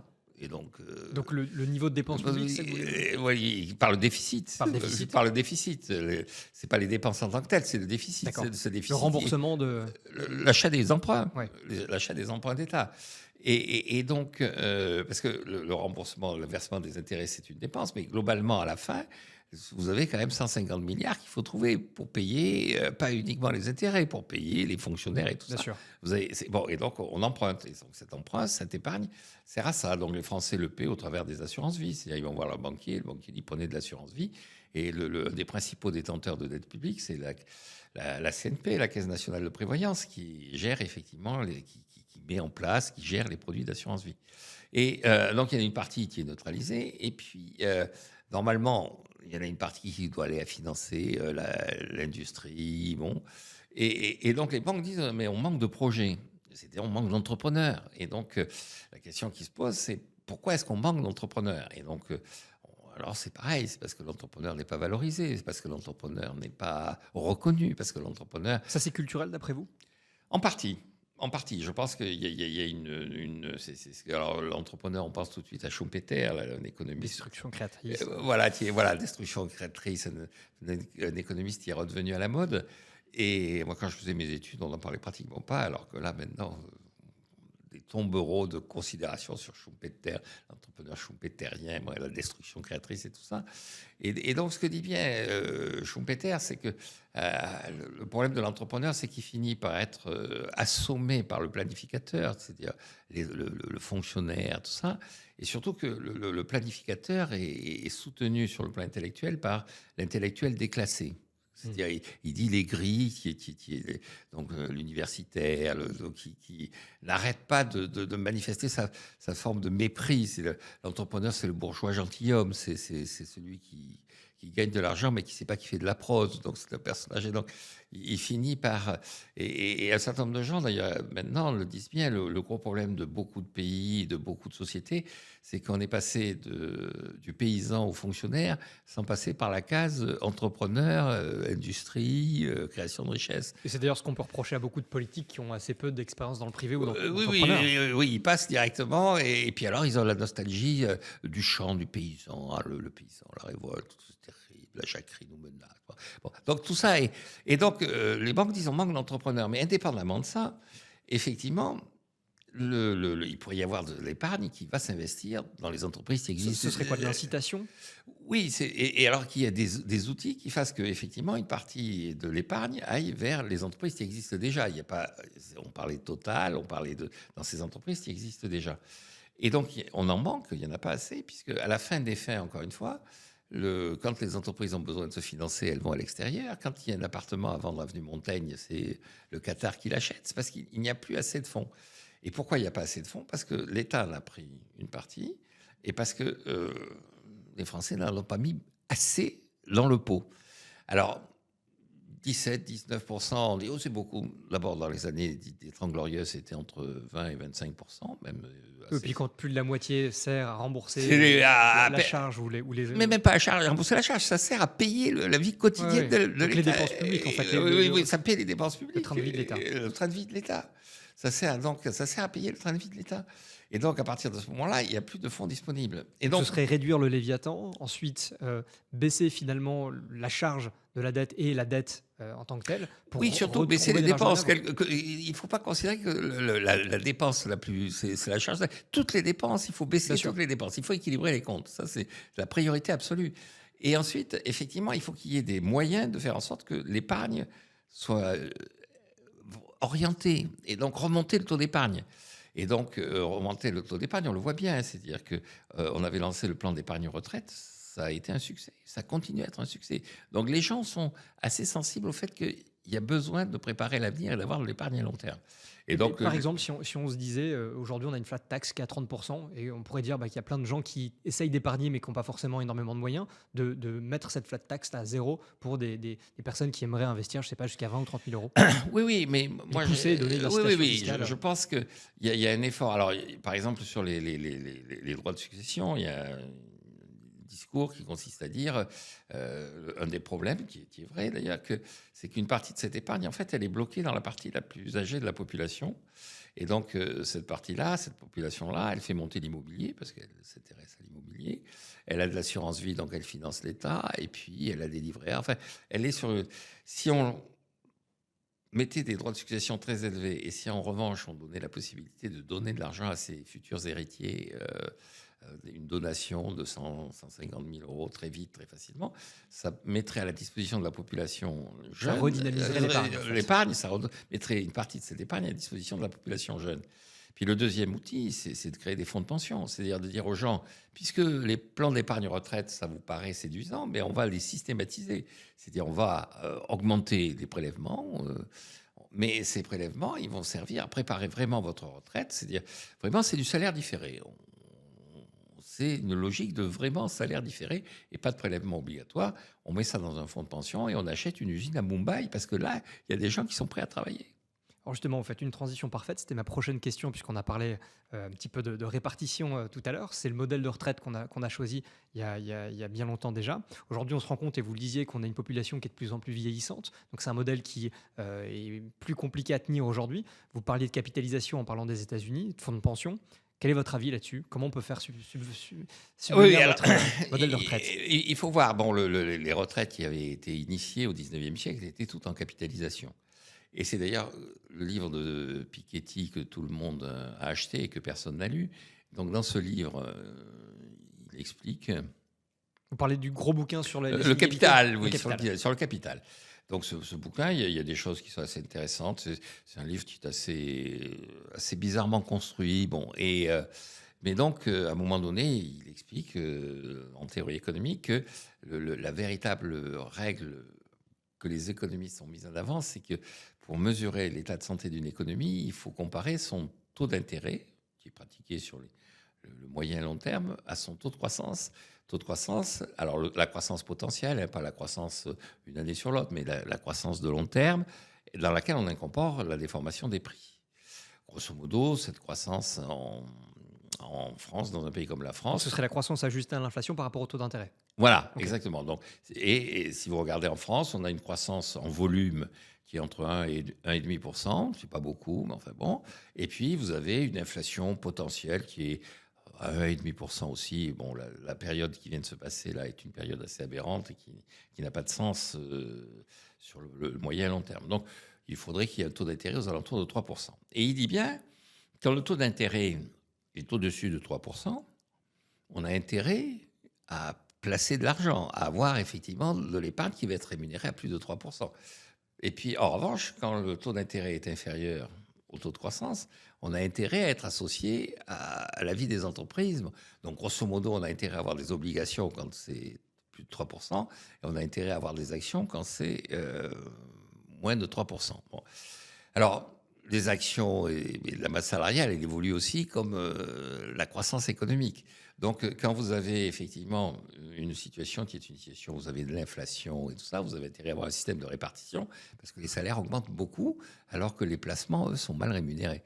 Quand vous êtes dans une situation où il n'y a plus d'inflation, vous avez intérêt à avoir plutôt un système de capitalisation, c'est-à-dire des obligations, des choses qui sont liées effectivement à la rémunération au rendement du capital. Bon. Mais après, la question qui se pose, c'est dans ce capital, où il est installé. Ce que je veux dire par là, c'est que c'est un exemple que prend assez souvent Alfred Sauvy. Il dit, les gens disent, pour être sûr de son coût, pour être sûr que ça ne va pas se dévaloriser, il faut acheter, les régimes de retraite achètent des appartements. Et effectivement, au XIXe siècle, les régimes de retraite étaient des grands propriétaires, enfin les fonciers. Et donc, ils avaient, bon, vous avez encore dans les grandes villes propriété de la caisse de retraite, de ceci, propriété. Bon. Et Alfred Sauvy dit, oui, sauf qu'il arrive un moment où il faut passer à l'illusion. Si vous n'avez plus de jeunes, il n'y aura personne à mettre. Il n'y aura pas de locataire. Ce qu'on est en train de voir d'ailleurs au Japon. C'est-à-dire qu'au Japon, ce qu'on voit, c'est qu'on commence à détruire des maisons, à raser des quartiers dans certaines villes parce qu'il n'y a plus d'habitants. Et potentiellement, il n'y a aucune raison pour qu'il y ait des gens qui viennent s'installer là parce qu'il n'y a plus de gens susceptibles de venir s'installer où que ce soit au Japon. Et donc, il faut avoir placé cet argent dans des appartements qui ne sont plus à Paris, mais encore une fois, qui sont à... Il ne faut plus être dépendant des gens qui habitent sur le même site que vous. Bien sûr. Les retraites ne seront plus payées par des gens qui habitent au même endroit que les retraités. Et donc ça, le système de répartition ne peut pas le permettre.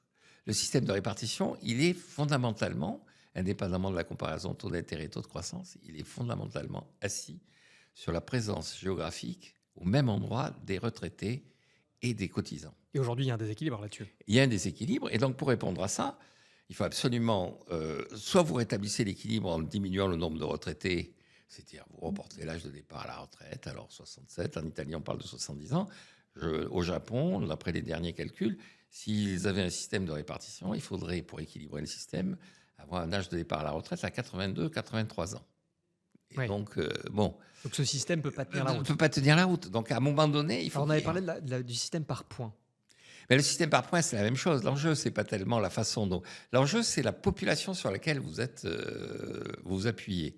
Et donc, si vous appuyez sur une population qui est exclusivement votre population nationale dans un pays qui vieillit, vous êtes foutu. Si vous appuyez sur un système qui est capable d'aller chercher de la richesse dans les pays jeunes, vous êtes sauvé. Et donc, le système par points, vous pouvez le faire à condition. Le système par points, il détermine vos droits. La question est de savoir si, en face de ces droits, vous mettez le produit du travail des nationaux ou le produit du travail du monde entier. Mais le véritable enjeu, c'est où sont les gens qui vont payer, où sont les cotisants. Et la seule façon d'avoir la certitude que les cotisants sont à la surface de la planète, c'est un système en capitalisation. Et ça, aujourd'hui, on a l'impression que ce n'est pas à l'ordre du jour, en tout cas de la part de nos politiques. Justement, j'aimerais faire une petite transition sur les deux propositions phares du nouveau Front populaire, qui était l'augmentation du SMIC et le retour de la retraite à 60 ans, qui a aussi été proposé par le Rassemblement national. Ça serait quoi les impacts d'un point de vue économique, que ce soit pour la population ou les entreprises ? Ah ben, le SMIC à 1600, ça, on le sait, ça crée immédiatement du chômage. Ce serait quoi de manière chiffrée je ne sais pas, parce qu'à chaque fois on se trompe et tout ça, mais les entreprises seraient obligées, ce serait parce que ce serait une combinaison entre le chômage et l'inflation. Et ce que les gens ne voient pas, c'est que cette combinaison n'est pas automatique, c'est-à-dire que ça varie d'un secteur à l'autre. Ce que je veux dire par là, c'est que quand vous êtes dans un secteur qui est un secteur hyper concurrentiel, vous subissez sans pouvoir augmenter vos prix. Et donc à ce moment-là, vous essayez par tous les moyens de faire des gains de productivité, donc vous faites du chômage. Quand vous êtes dans un secteur qui est relativement abrité, vous pouvez augmenter vos prix. Et donc la solution de facilité, c'est d'augmenter les prix.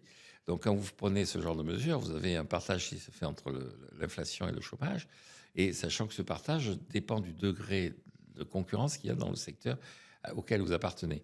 Et ensuite, la deuxième conséquence, c'est, vous savez, en 1981, c'était le grand slogan, c'était on va remplir les caddies pour vider les ANPE.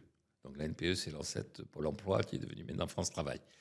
Et donc l'idée, c'était on fait de la relance par la consommation, on donne du pouvoir d'achat aux... Et donc on fait ça en 81, et en 83, c'est la rigueur. C'est-à-dire en 83, le pays est au bord de la cessation de paiement.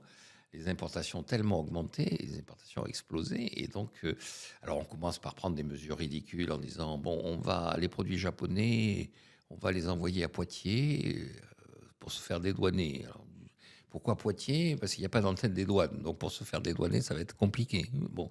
Et donc, on fait dans la gesticulation ridicule. Et puis après, au moment où on revient à l'arrière. D'ailleurs, il ne faut pas se faire d'illusions. Hein. Je disais sur ce programme du nouveau Front populaire, ils ont le discours de 1981 qui s'est terminé par la rigueur. Ils ont la fantasmagorie de 1936, le Front populaire, mais ils ne savent pas ce qui s'est passé puisqu'ils ne savent pas qui est Léon Blum. Et ils ont la certitude de se terminer de façon aussi grotesque et ridicule que le cartel des gauches en 1924. Mais ça, ils n'en ont pas conscience parce que non seulement ils ne savent pas qui est Léon Blum, mais alors je pense que Édouard Herriot, le nom, à part quelques Lyonnais, personne ne sait qui c'est.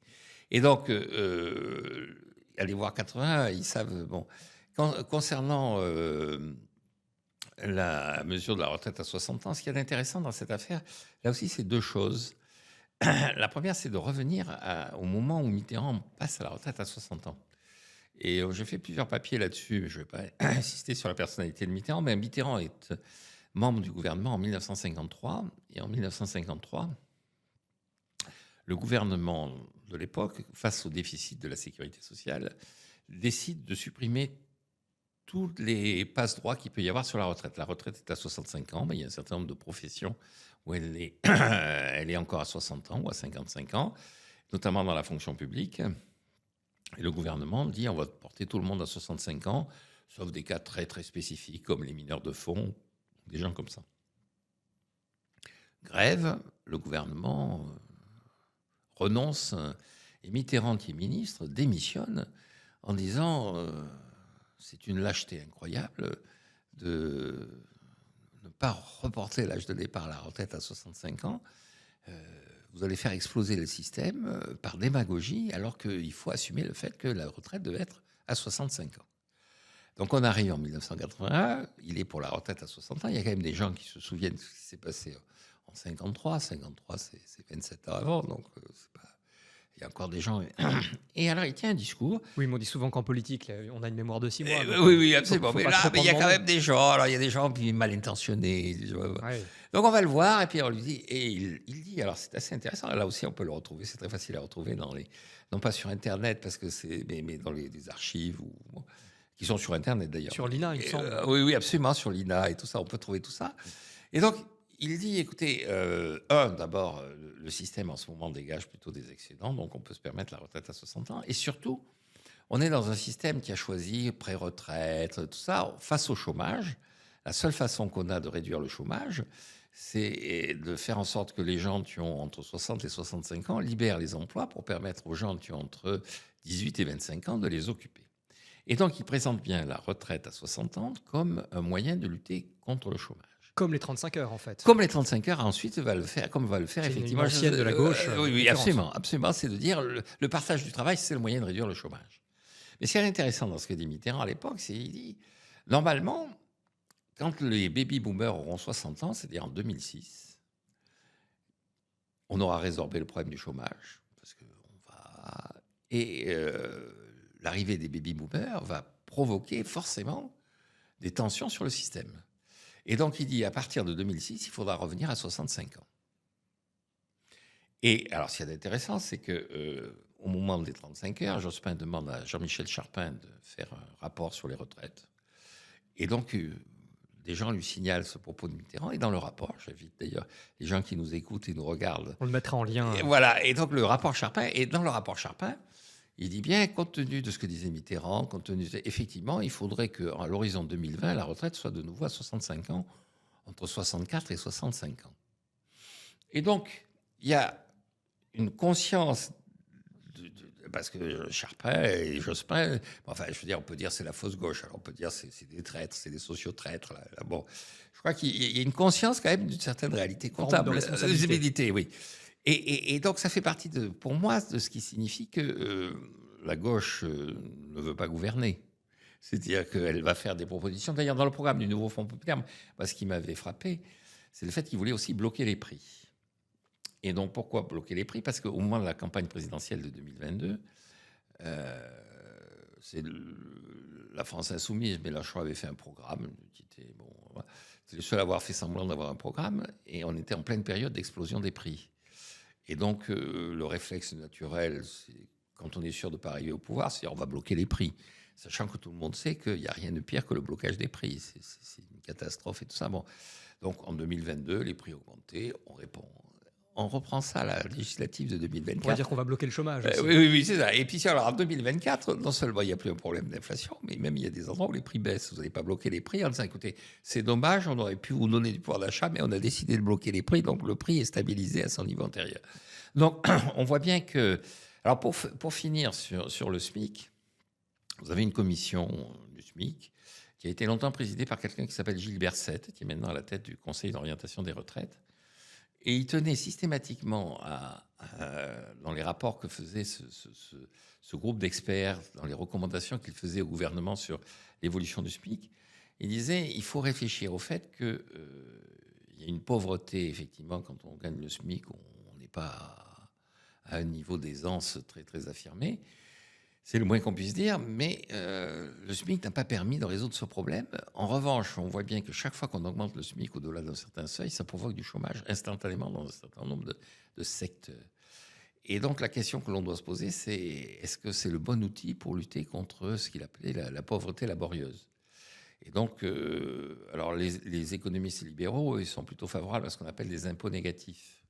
C'est-à-dire, on supprime... l'allocation ceci, l'allocation cela, l'allocation Théodule, Gustave, Hippolyte, comme aurait dit le général de Gaulle, et puis on fait un impôt négatif. On dit voilà. Qui serait une forme de revenu universel? Voilà, une forme de revenu universel, mais qui serait calibré sur... oui, on donne le revenu universel, et puis on calcule après le revenu à partir de ça, donc c'est corrigé de la distribution par l'organisation du revenu, mais on fait quelque chose qui ressemble un peu au revenu universel. Ça d'ailleurs, c'est plutôt quelque chose que vous voyez positivement. Il y a plein d'expérimentations Alors, il n'y a pas vraiment de véritable expérimentation. Ce qui est intéressant, c'est qu'effectivement, ça a été défendu de façon assez pertinente, d'ailleurs, par Friedman, dans un livre qui s'appelle Capitalisme et liberté. Et donc, il y a deux choses qui, à l'époque, avaient attiré l'attention, et on le considérait comme étant un conservateur. En plus, aux élections, il soutenait Nixon, qui était le symbole du réactionnaire, anticommuniste et tout ça.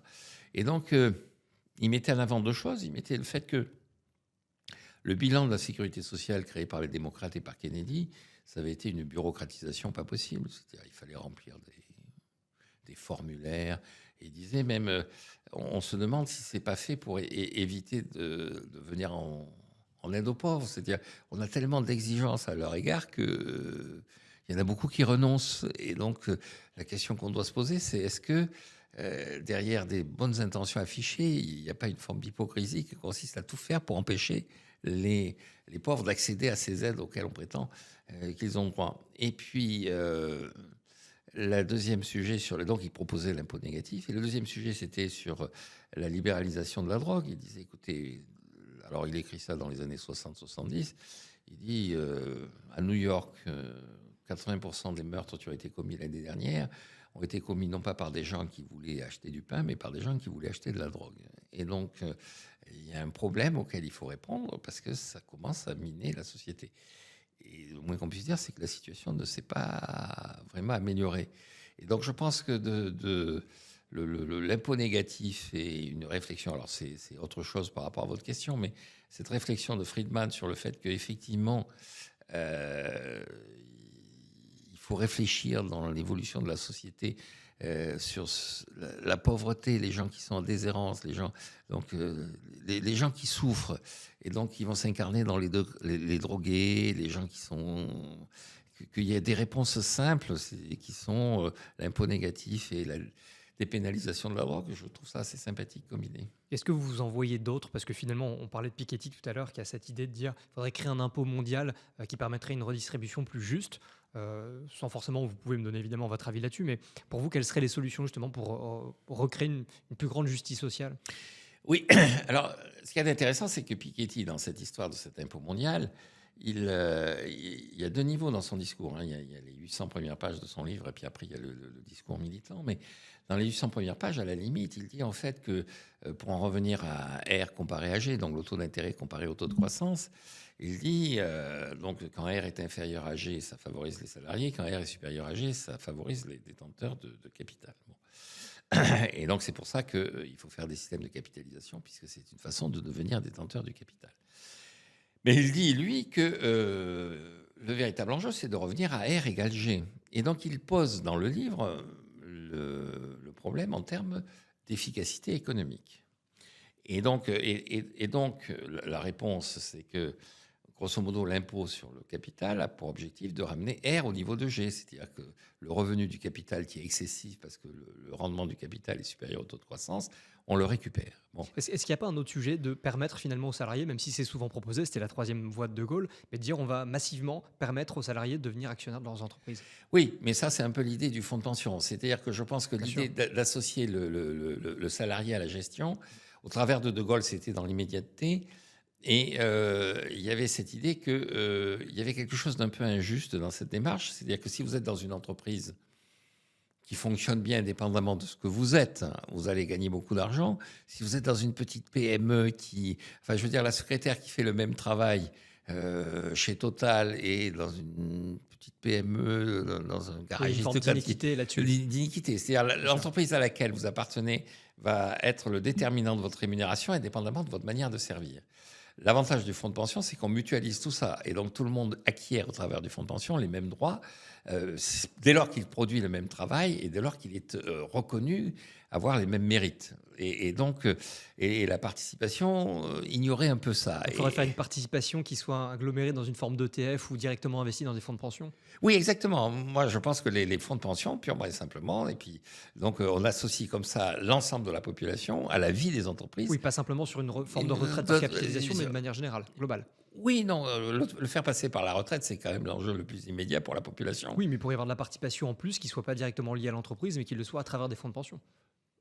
Oui, mais exactement. Mais les fonds de pension, après, vous en bénéficiez au moment de votre retraite. Absolument. C'est-à-dire, l'idée, c'est que quand vous êtes en activité, vous êtes rémunéré sur la base de votre travail et pas sur la base du travail de votre voisin ni sur la base de l'entreprise à laquelle vous appartenez. Donc, vous êtes rémunéré. En revanche, quand vous arrivez à votre retraite, à ce moment-là, l'efficacité globale de l'économie vous est restituée au travers de ce que le fonds de pension a été capable de gagner parce que le taux d'intérêt a été supérieur au taux de croissance.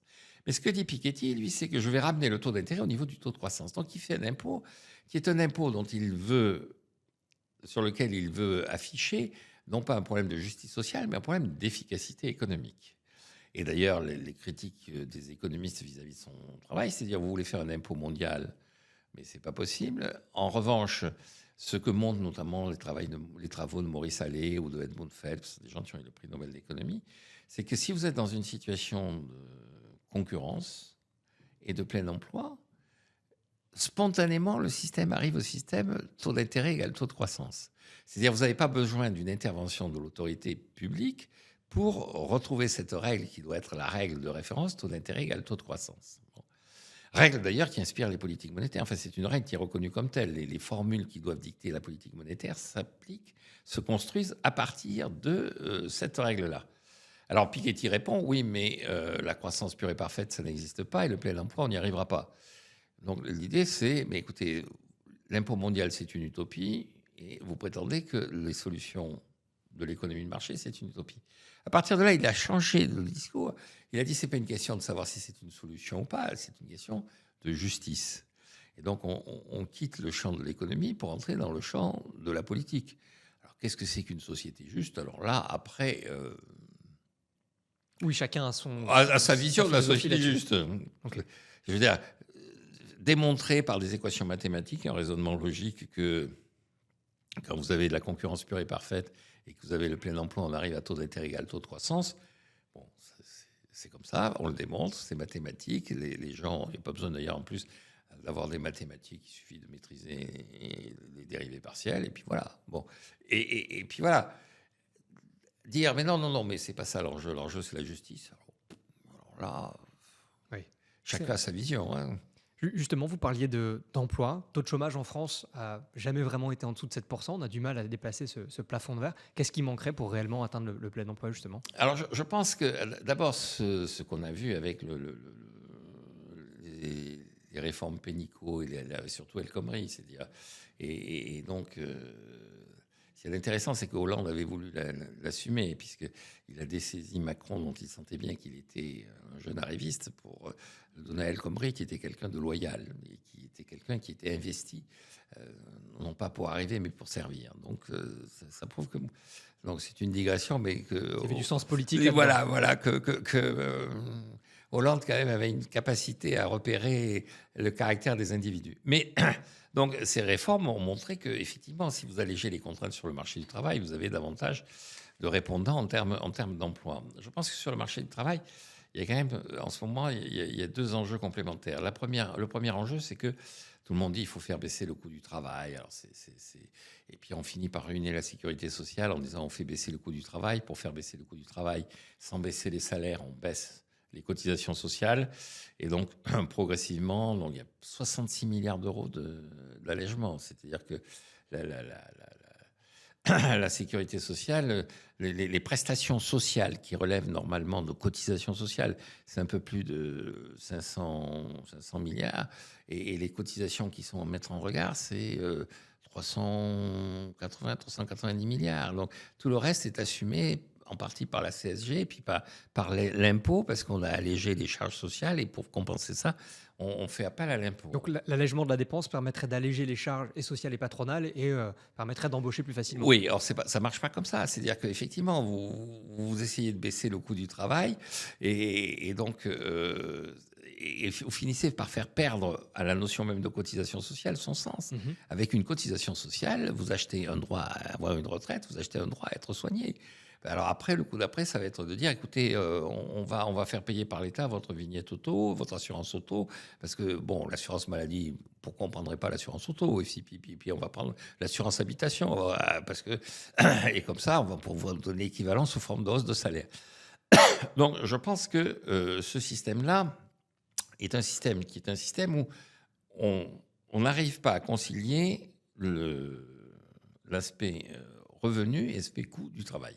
Donc on retrouve là l'histoire de l'impôt négatif. C'est-à-dire que s'il doit y avoir une contribution de l'État, à mon avis, ce n'est pas en allégeant et en ruinant la sécurité sociale, c'est en disant une fois pour toutes aux gens, on va vous donner un salaire, on va vous donner un complément de salaire qui est l'impôt négatif, puis avec ça, vous vous débrouillez. C'est avec ça, vous trouvez un emploi. Bon, si vous avez un emploi, vous répondez aux attentes de votre employeur. Mais alors, sur le coût du travail, je crois qu'il y a des choses qu'on ne voit pas, parce qu'on dit, voyez, avec ça, moyennant ça, on arrive à un coût du travail qui est le même que dans les autres pays comparables.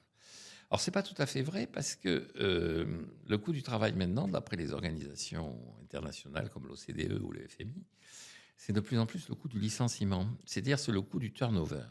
C'est-à-dire qu'on dit, au 19e siècle, on avait le même emploi que son père.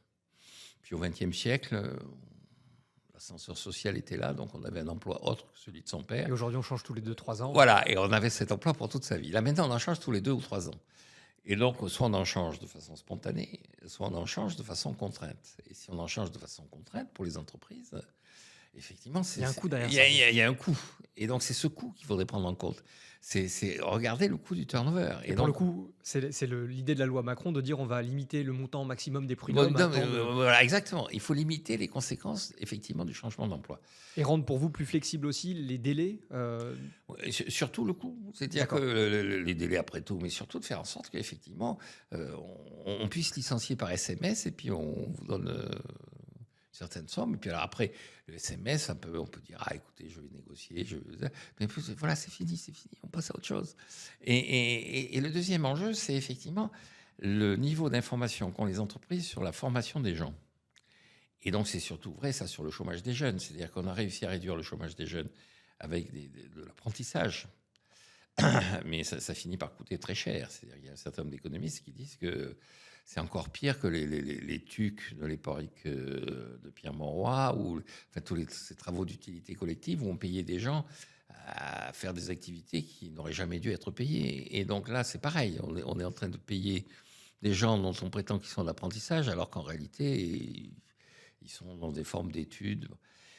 Et donc, le véritable problème, c'est que on regarde, quand vous regardez à la surface de la planète, vous avez, pour le premier emploi, vous avez les systèmes qui sont des systèmes avec des systèmes éducatifs, donc très en apprentissage, très liés à l'appareil productif, et qui peuvent se permettre d'avoir un code du travail très restrictif. Donc, à la première embauche, vous savez ce que sont capables de faire les gens. Donc, vous les embauchez et évidemment, ils sont relativement protégés si ça ne va pas. Mais normalement, ça doit aller parce que vous savez ce qu'ils valent. Ça, c'est plutôt le système allemand. Vous avez les systèmes où le système scolaire s'en fout, il est effondré, tout ça. Mais les entreprises elles embauchent quelqu'un, elles s'aperçoivent que ça ne va pas, licenciement par SMS. Ça, c'est les Anglais. Et puis, vous avez les systèmes où, au contraire, vous avez un système qui est effondré et un code du travail qui est très rigide. Très rigide. Ça, c'est le système français. Alors, le système français essaie de contourner tous ses défauts. Donc, il a renoncé à avoir un système scolaire efficace, même s'il promeut l'apprentissage pour y arriver. Mais encore une fois, apparemment, c'est pas aussi bien organisé qu'on pourrait l'espérer. Et puis, après, il cherche à... Donc, les gens ont oublié, mais Dominique de Villepin, quand il était Premier ministre, avait lancé le contrat première embauche.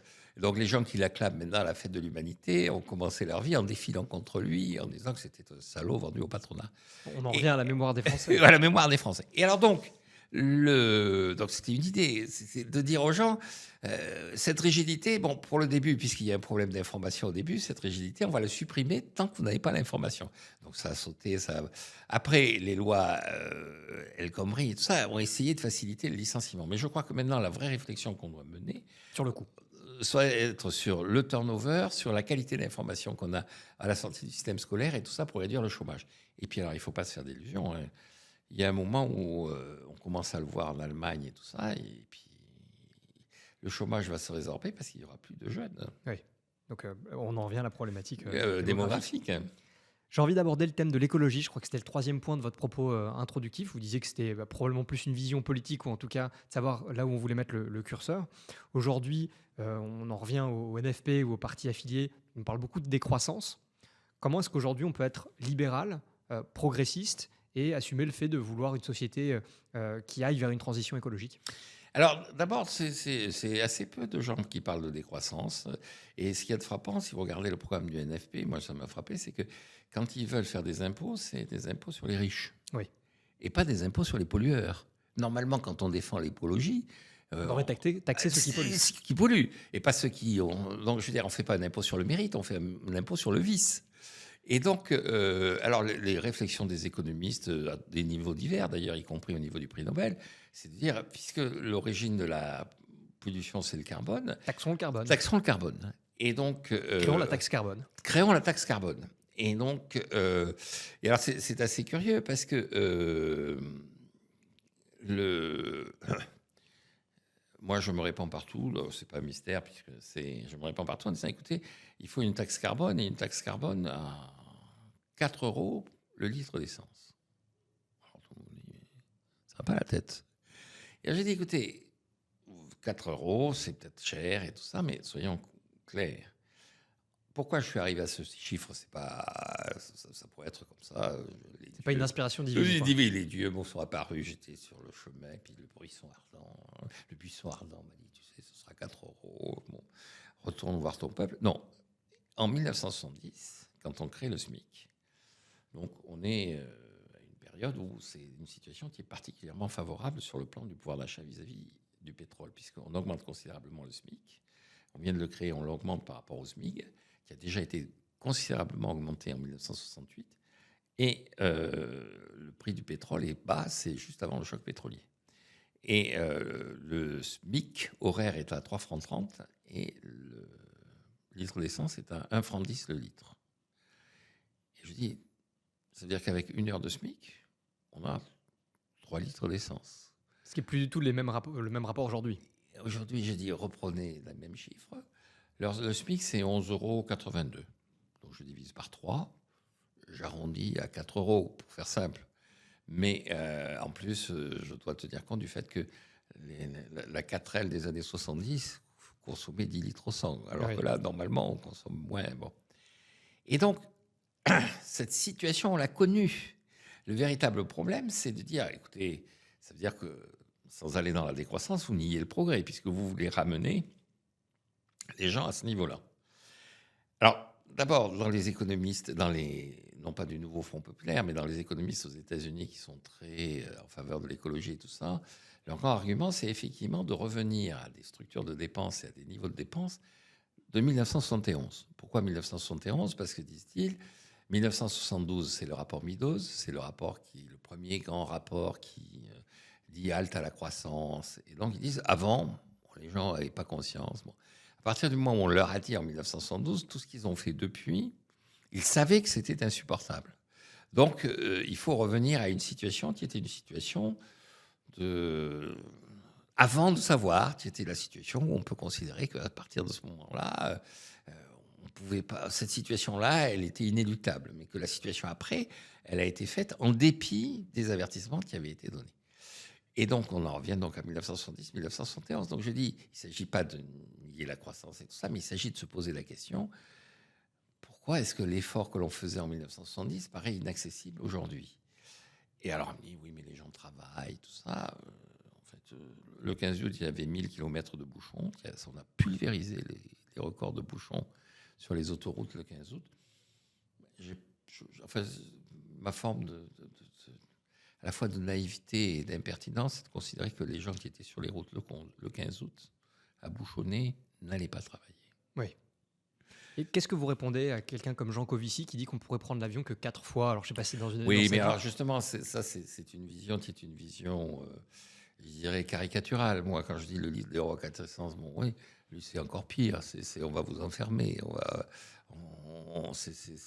Et donc, ces propos-là décrédibilisent Et donc, votre idée, c'est plutôt de dire, avec ces droits à polluer, cette taxe carbone, on va payer finalement notre consommation de pollution peut-être plus cher, mais en gardant la liberté de fait et de mouvement. Et exactement, avec ça, d'abord, on va avoir un comportement différent. C'est-à-dire, là aussi... Et créer des alternatives, peut-être avec des voitures qui vont moins polluer, mais sans... La logique de ces taxes qu'on rattache à un économiste qui s'appelle Pigou, donc Arthur Pigou expliquait bien qu'il fallait absolument qu'on utilise le produit des taxes qu'il mettait en place de lutte contre les externalités, la pollution, contre tous ces aspects négatifs de l'activité économique, devait être utilisé pour fournir les moyens du progrès technique permettant de dépasser, grosso modo, je dis, l'argent de la taxe carbone doit être donné au laboratoire de l'école des mines où ils travaillent sur l'énergie du demain. Alors, on en a parlé un tout petit peu tout à l'heure, puisqu'on a parlé de Mario Monti en tant qu'Italien et qu'on n'avait pas forcément de Mario Monti actuellement en France. Il y a un autre Italien qui a fait grand bruit avec le rapport qu'il a remis aux institutions européennes, Mario Draghi. Comment est-ce que vous avez perçu ce rapport ? Je suis très critique. Je lui reproche 2 choses. La première chose, c'est de faire une provocation vis-à-vis de ses partenaires européens, que sont les Allemands et les pays du Nord. Dire qu'on va lancer 800 milliards de dettes supplémentaires. Bon, écoutez, c'est pas sérieux. C'est pas sérieux. Bon. Mais surtout, alors, indépendamment du côté provocation qui permet de dire, écoutez, j'avais des solutions. Avec cette erreur de diagnostic, encore une fois, sur la compétitivité, je comprends pas. Je comprends pas comment on peut dire que la zone qui dégage le plus d'excédents extérieurs n'est pas compétitive.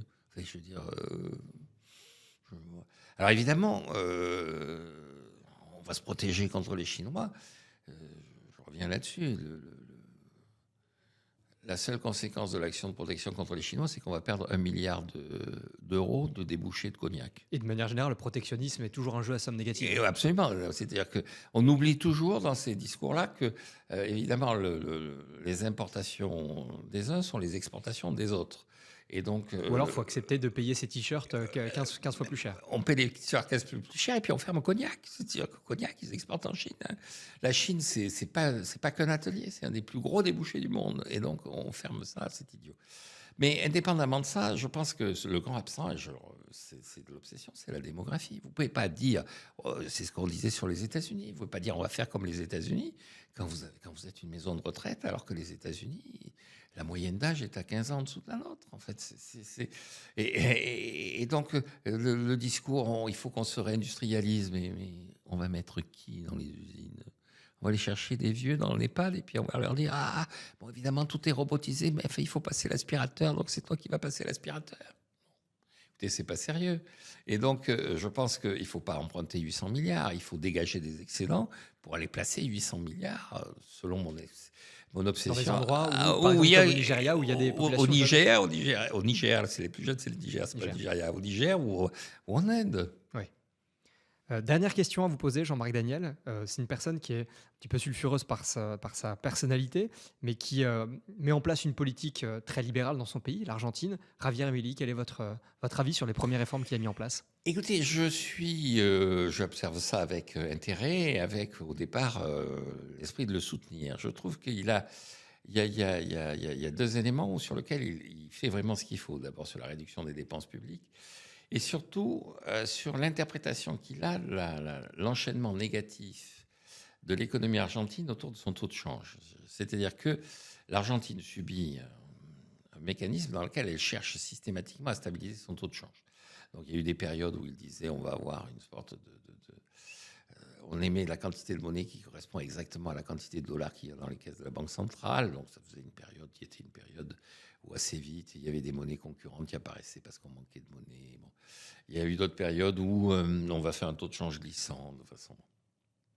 Le bilan de tout ça, c'est que vous avez une boucle infernale qui s'est installée en Argentine, comme en Turquie d'ailleurs. L'inflation. Inflation, donc comme vous avez de l'inflation, la monnaie se dévalue. Comme la monnaie se dévalue, le prix des importations augmente, donc vous avez de nouveau de l'inflation. Et après, vous n'arrivez plus à contrôler la situation. Et donc, il est allé voir le FMI et il leur a dit, écoutez, je vais vous demander de me prêter de l'argent, mais de l'argent pas pour structurer l'État, pas pour... De l'argent pour stabiliser le taux de change. C'est-à-dire, je dévalue le peso, je me cale sur un taux de change qui est un taux de change qu'il a fixé, effectivement, qui a eu comme conséquence de nouveau propulser l'inflation à 3 chiffres. Il dit, mais là, maintenant, je stabilise ça, et je stabilise ça non pas par les taux d'intérêt, non pas en attirant les capitaux par les taux d'intérêt, mais en intervenant sur le marché des changes, en mettant en face des gens qui réclament des dollars et qui liquident les pesos pour réclamer des dollars, les dollars que vous allez me prêter. Et donc, ça commence à porter ses fruits. C'est-à-dire que le peso est en train de se stabiliser. Et il va réussir probablement à stabiliser le taux de change et donc à casser la dynamique d'inflation et donc à rendre de nouveau l'économie argentine prévisible avec, s'il maintient sa politique budgétaire, le fait que l'État ne perturbera ni le marché des emprunts ni le marché fiscal parce qu'il maintiendra sa fiscalité.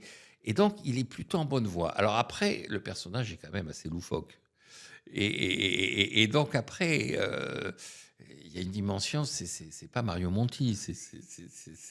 Et donc, on est plus proche de Trump avec l'exubérance. Oui, exactement. Et donc, à partir de ce moment-là, il y a un côté un peu inquiétant chez le personnage. Et après, il prend des positions qui, vis-à-vis de la société civile, il est contre l'avortement, il est bon. Donc, en plus, il essaie, je comprends, sur le plan politique, de s'attirer une partie de la société dont il voit bien que cette société est encore attachée aux valeurs catholiques traditionnelles. Mais ça fait qu'il part un peu dans des embardées. Mais son discours à Davos, je ne pouvais que partager sa conclusion. C'était « Vive la liberté, bordel ». Je pense que c'est la conclusion ultime de tout ce que je peux raconter en tout temps et en tout lieu. Jean-Marc Daniel, merci beaucoup. Mais c'est moi, merci de m'avoir invité. Où est-ce que alors évidemment, vous êtes présent sur BFM TV, vous avez votre dernier BFM Business. BFM Business. Oui, c'est une des chaînes du groupe, mais c'est pas BFM TV en tant que Vous avez votre dernier livre qui est apparu il y a peu de temps. Où est-ce que les gens peuvent vous retrouver? Où est-ce qu'on peut vous suivre? Sur quel réseau? Ah, mais aucun réseau. Donc, on achète mes livres, on lit le journal Les Échos, où je suis éditorialiste. On écoute tous les matins BFM Business, où on l'écoute en podcast. Et puis, sur les réseaux, c'est vous qui faites un peu ma publicité, entre guillemets. Moi, je suis très attaché aux livres, donc je suis assez content de publier des livres. Même quand j'étais dans une carrière universitaire assez stricte, je publie assez peu d'articles dans les revues que personne ne lit, mais qui font la gloire et la renommée d'une université. Et je publiais des livres. Je trouve que le livre, il y a une forme à la fois de noblesse, parce que c'est long. C'est intemporel. C'est intemporel et tout ça. Et alors, je suis assez surpris pour conclure du succès ou du non-succès de certains de mes livres. Il y a des Ils ne sont livres pas du tout corrélés avec avec ce à quoi je m'attendais. Bon, en tout cas, on mettra le lien de votre dernier livre Absolument. en lien de la vidéo. Un grand merci. Je vous en prie.